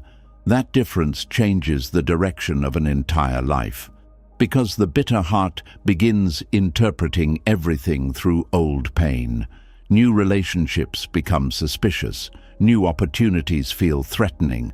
New joy feels temporary and unsafe. The nervous system remains guarded even when life becomes gentle again. And slowly, bitterness creates isolation, not only from others, but from life itself. This is why Buddhist compassion matters after loss. Compassion keeps the heart from turning pain into identity. It allows grief without worshipping suffering forever. Many people secretly believe bitterness makes them strong. They think emotional hardness protects against future pain. And yes, emotional numbness can temporarily create the illusion of safety. But numbness also blocks joy, blocks intimacy, blocks connection, blocks peace. A closed heart may avoid certain forms of pain, but it also struggles to fully experience love, trust, gratitude, and presence. This is why bitterness eventually becomes its own prison. The heart spends so much energy trying not to suffer again that it stops truly living. Buddhism offers another possibility. Not naive openness, not pretending loss does not hurt, but remaining soft enough to stay human even after disappointment. This softness is not weakness, it is enormous courage, because after deep loss, remaining gentle requires strength. Remaining compassionate requires strength. Remaining open to life requires strength. Anyone can become hardened by pain. But allowing suffering to deepen awareness instead of hatred is a rare spiritual practice. This does not happen instantly. Loss often arrives in waves. Some days acceptance feels possible. Other days anger returns suddenly. Some days peace appears briefly. Other days grief feels endless again. This movement is natural. Buddhism does not ask people to become emotionless saints overnight. It asks for awareness. Awareness notices when pain begins turning into bitterness. Awareness notices when fear begins replacing openness. Awareness notices when sorrow starts becoming identity. And through awareness, choice becomes possible again. A person begins noticing, I am becoming emotionally closed. I am carrying resentment everywhere. My heart is staying trapped in old pain. That noticing matters, because without awareness, bitterness quietly becomes personality. Some people become so attached to disappointment that they stop remembering who they were before the pain. They introduce themselves to life through cynicism, through mistrust, through emotional distance. The original grief slowly disappears underneath layers of hardness. But underneath bitterness, there is often still sadness waiting to be acknowledged honestly. This is why grief deserves gentleness, not endless suppression, not endless dramatization, gentleness, the kind that allows tears without shame, allows sorrow without self-destruction, allows mourning without permanent hopelessness. Many people never fully grieve honestly because they fear grief will destroy them. So instead, they convert grief into anger. Anger feels more powerful, more controlled, more protective. But buried grief eventually exhausts the nervous system. The body keeps carrying emotional tension long after the original loss. This is why Buddhist mindfulness practices often focus on allowing emotions to move naturally instead of resisting them constantly. A person sits quietly with sorrow, breathes with it, observes it, feels it without turning it into permanent identity. This practice slowly softens emotional rigidity, because bitterness often survives through avoidance, avoidance of vulnerability, avoidance of grief, avoidance of tenderness, avoidance of the raw truth that something meaningful was lost. But healing begins when the heart finally stops running from that truth. Not dramatically, not forcefully, just honestly. Yes, this mattered. Yes, this hurts. Yes, I miss what was lost. That honesty creates movement, and movement prevents emotional freezing. There is another hidden reason people become bitter after loss. Loss often wounds the ego's sense of control. The mind secretly believes, if I love carefully enough, nothing will leave. If I become good enough, life will stop hurting me. If I do everything correctly, permanence will finally arrive. But impermanence touches everyone eventually. No amount of perfection protects against change forever. This realization can either create humility or bitterness. Humility says, loss is part of being human. Bitterness says, life personally betrayed me. The bitter mind personalizes impermanence. It interprets change as punishment. But Buddhism teaches that change is not punishment. Change is the nature of existence itself. This understanding softens suffering tremendously, because now loss stops being evidence that life singled you out unfairly. Instead, loss becomes part of the shared human condition.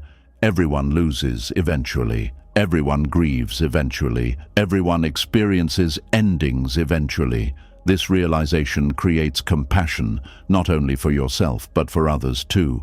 You begin seeing that behind many harsh people is unresolved sorrow. Behind many angry people is unprocessed grief. Behind many emotionally distant people is fear of loss. Pain shapes human behavior constantly. This awareness does not excuse harmful actions, but it deepens understanding.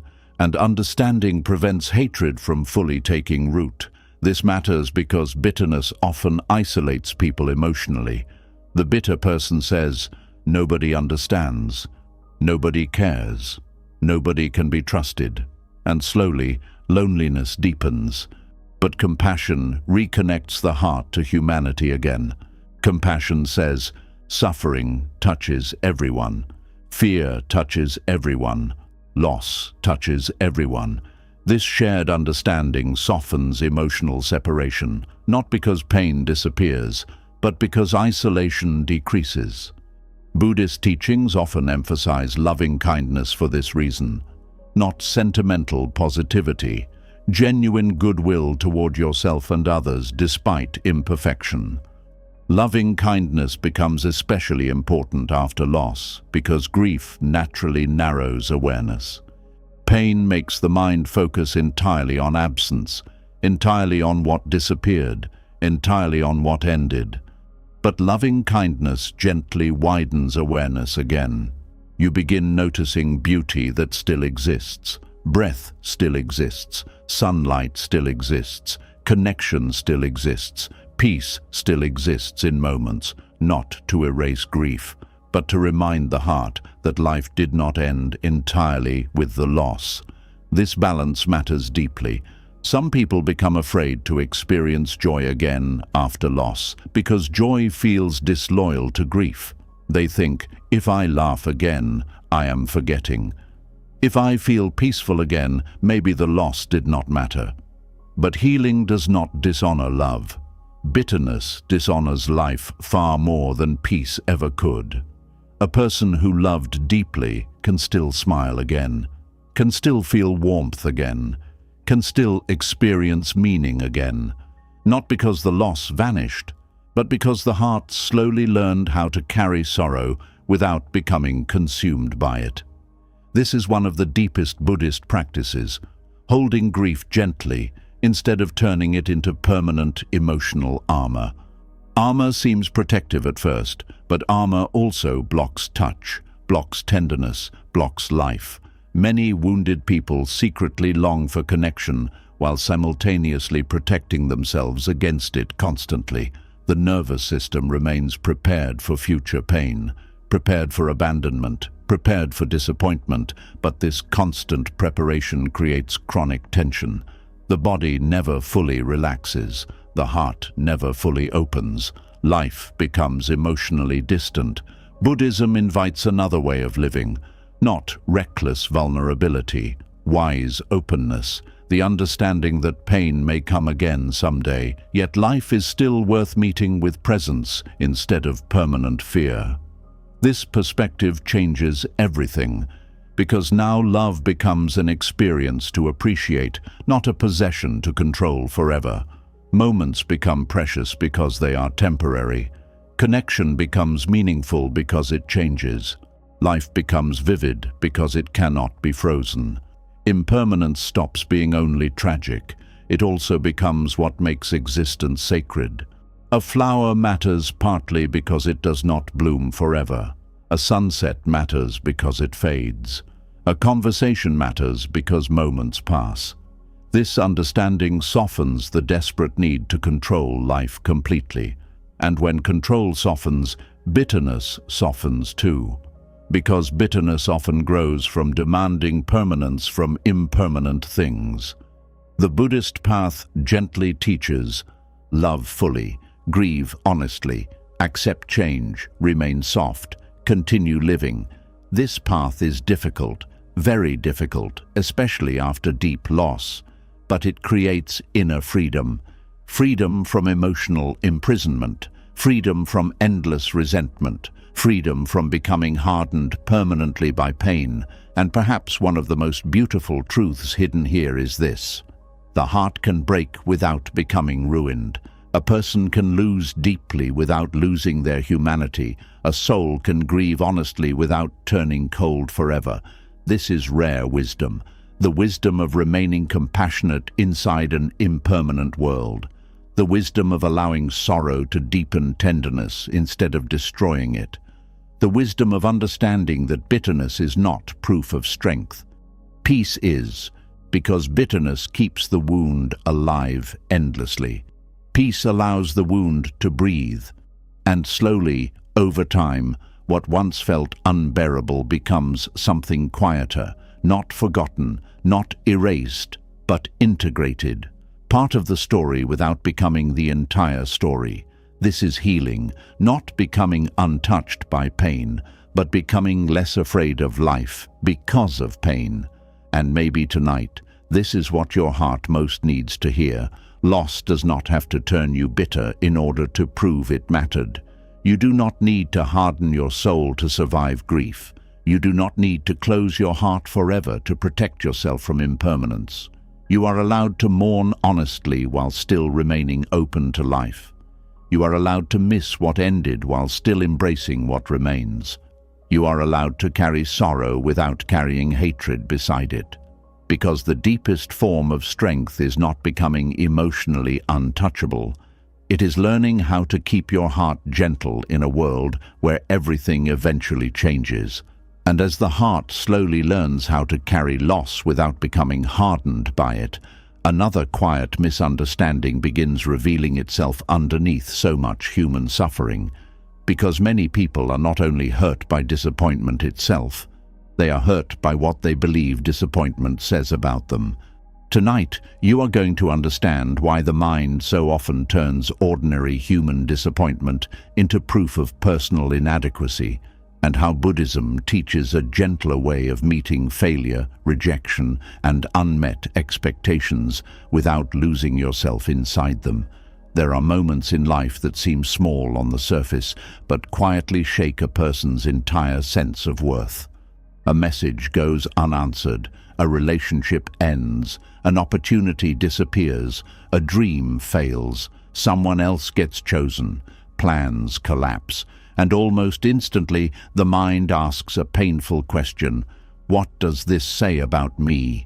This question creates enormous suffering because the human mind constantly personalizes disappointment. Instead of seeing disappointment as part of life's uncertainty, many people interpret it as evidence of their inadequacy. A failed relationship becomes, "I was not lovable enough." A rejection becomes, "I was not valuable enough." A mistake becomes, "I am a failure." A closed door becomes, "There must be something wrong with me." And slowly, disappointment stops being an experience and becomes identity. This is one reason people suffer so deeply. Not only because life disappoints them, but because they turn disappointment into a verdict about their worth.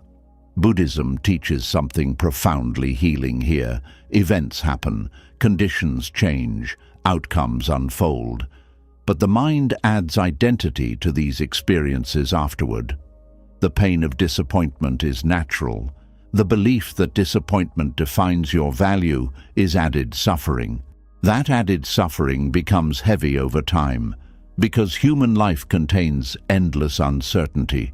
Not every effort succeeds, not every relationship lasts, not every dream unfolds the way you hoped, not every season brings visible reward. And if every disappointment becomes proof of unworthiness, inner peace becomes impossible.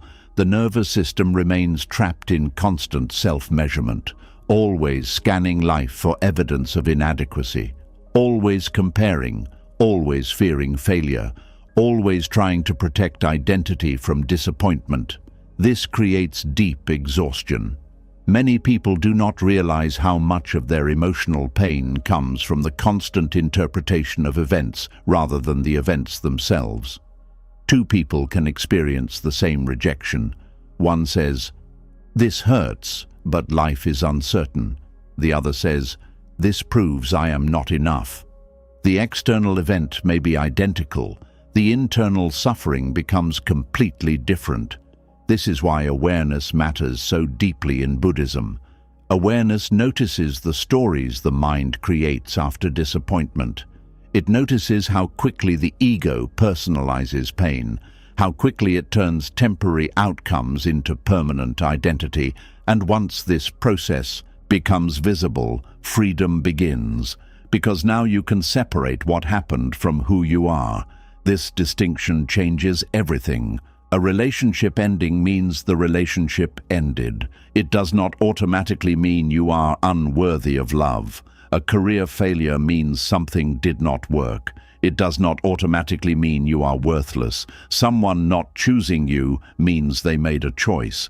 It does not automatically define your value as a human being. Yet the mind collapses these things together constantly. This happens partly because the ego wants certainty. It wants clear explanations for pain.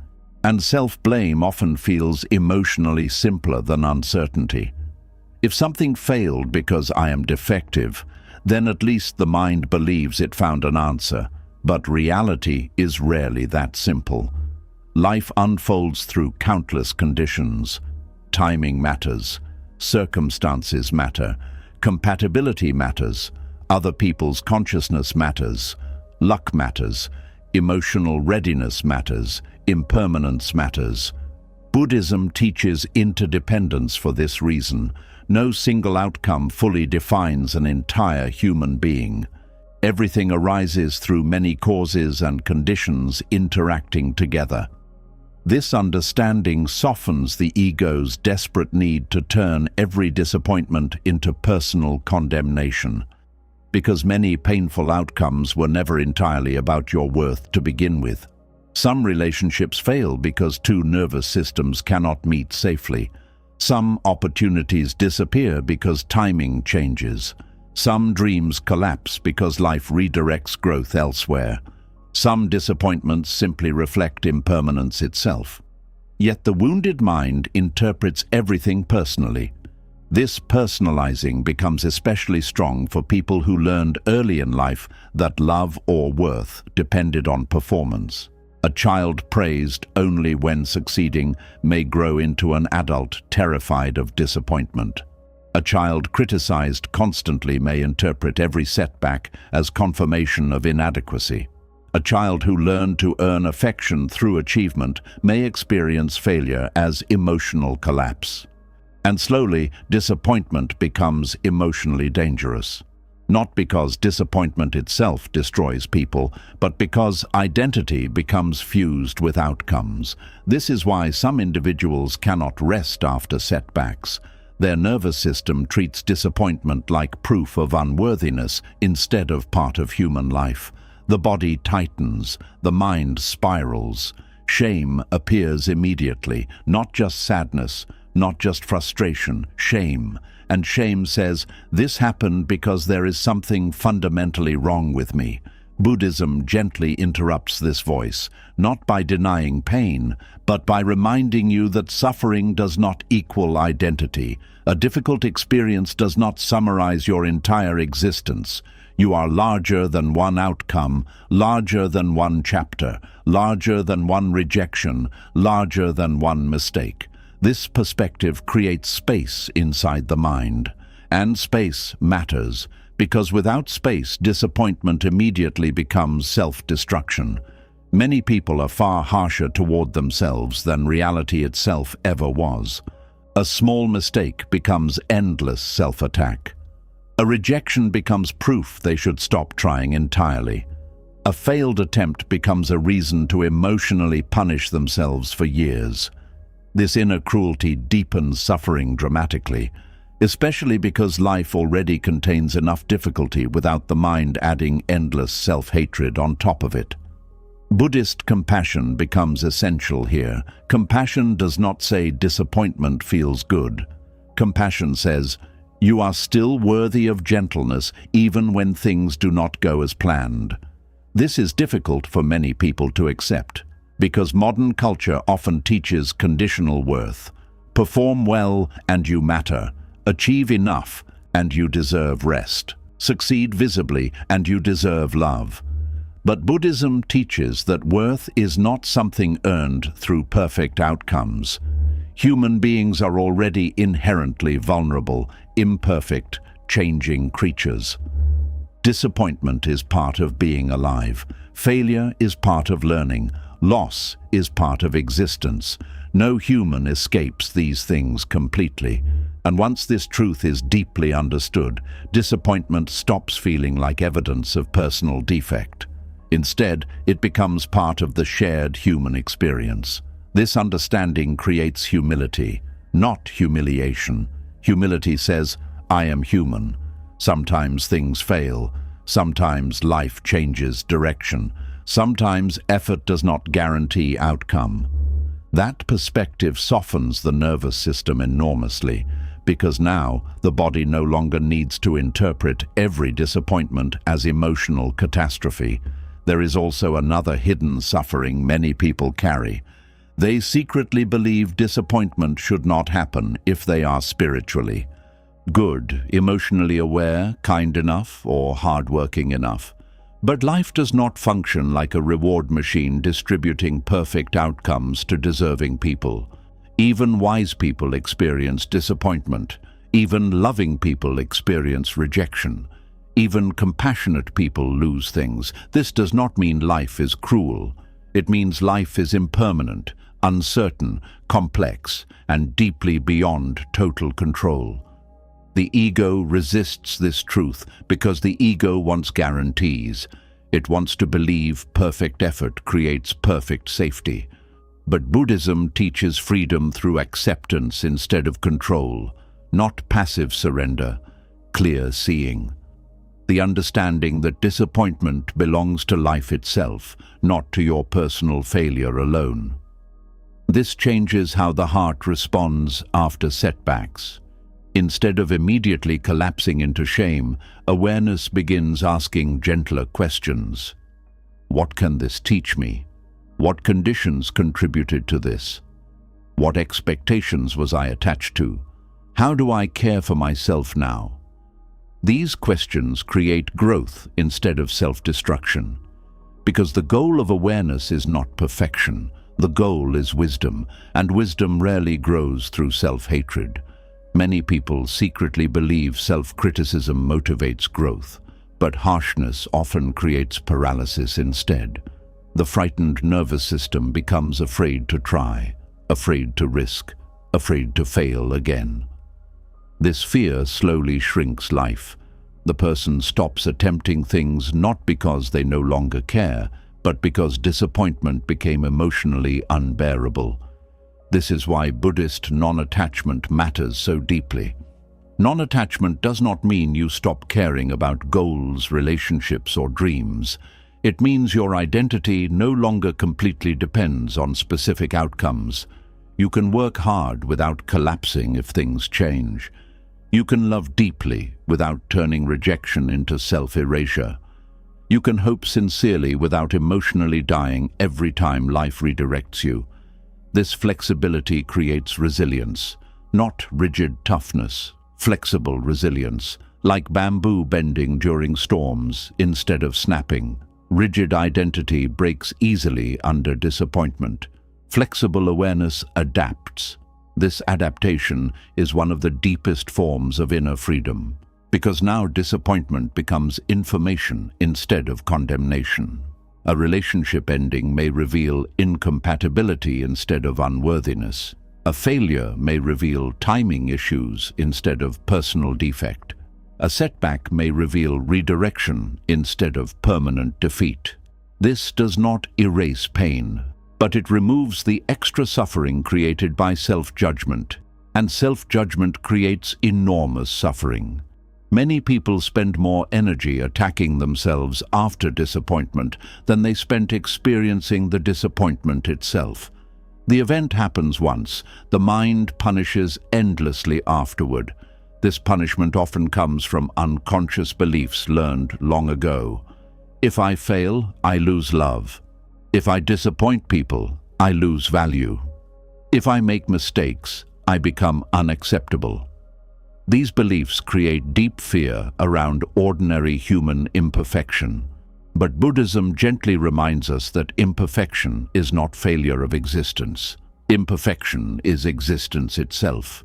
Everything changes. Everything remains incomplete. Everything evolves continuously. No human being becomes permanently flawless.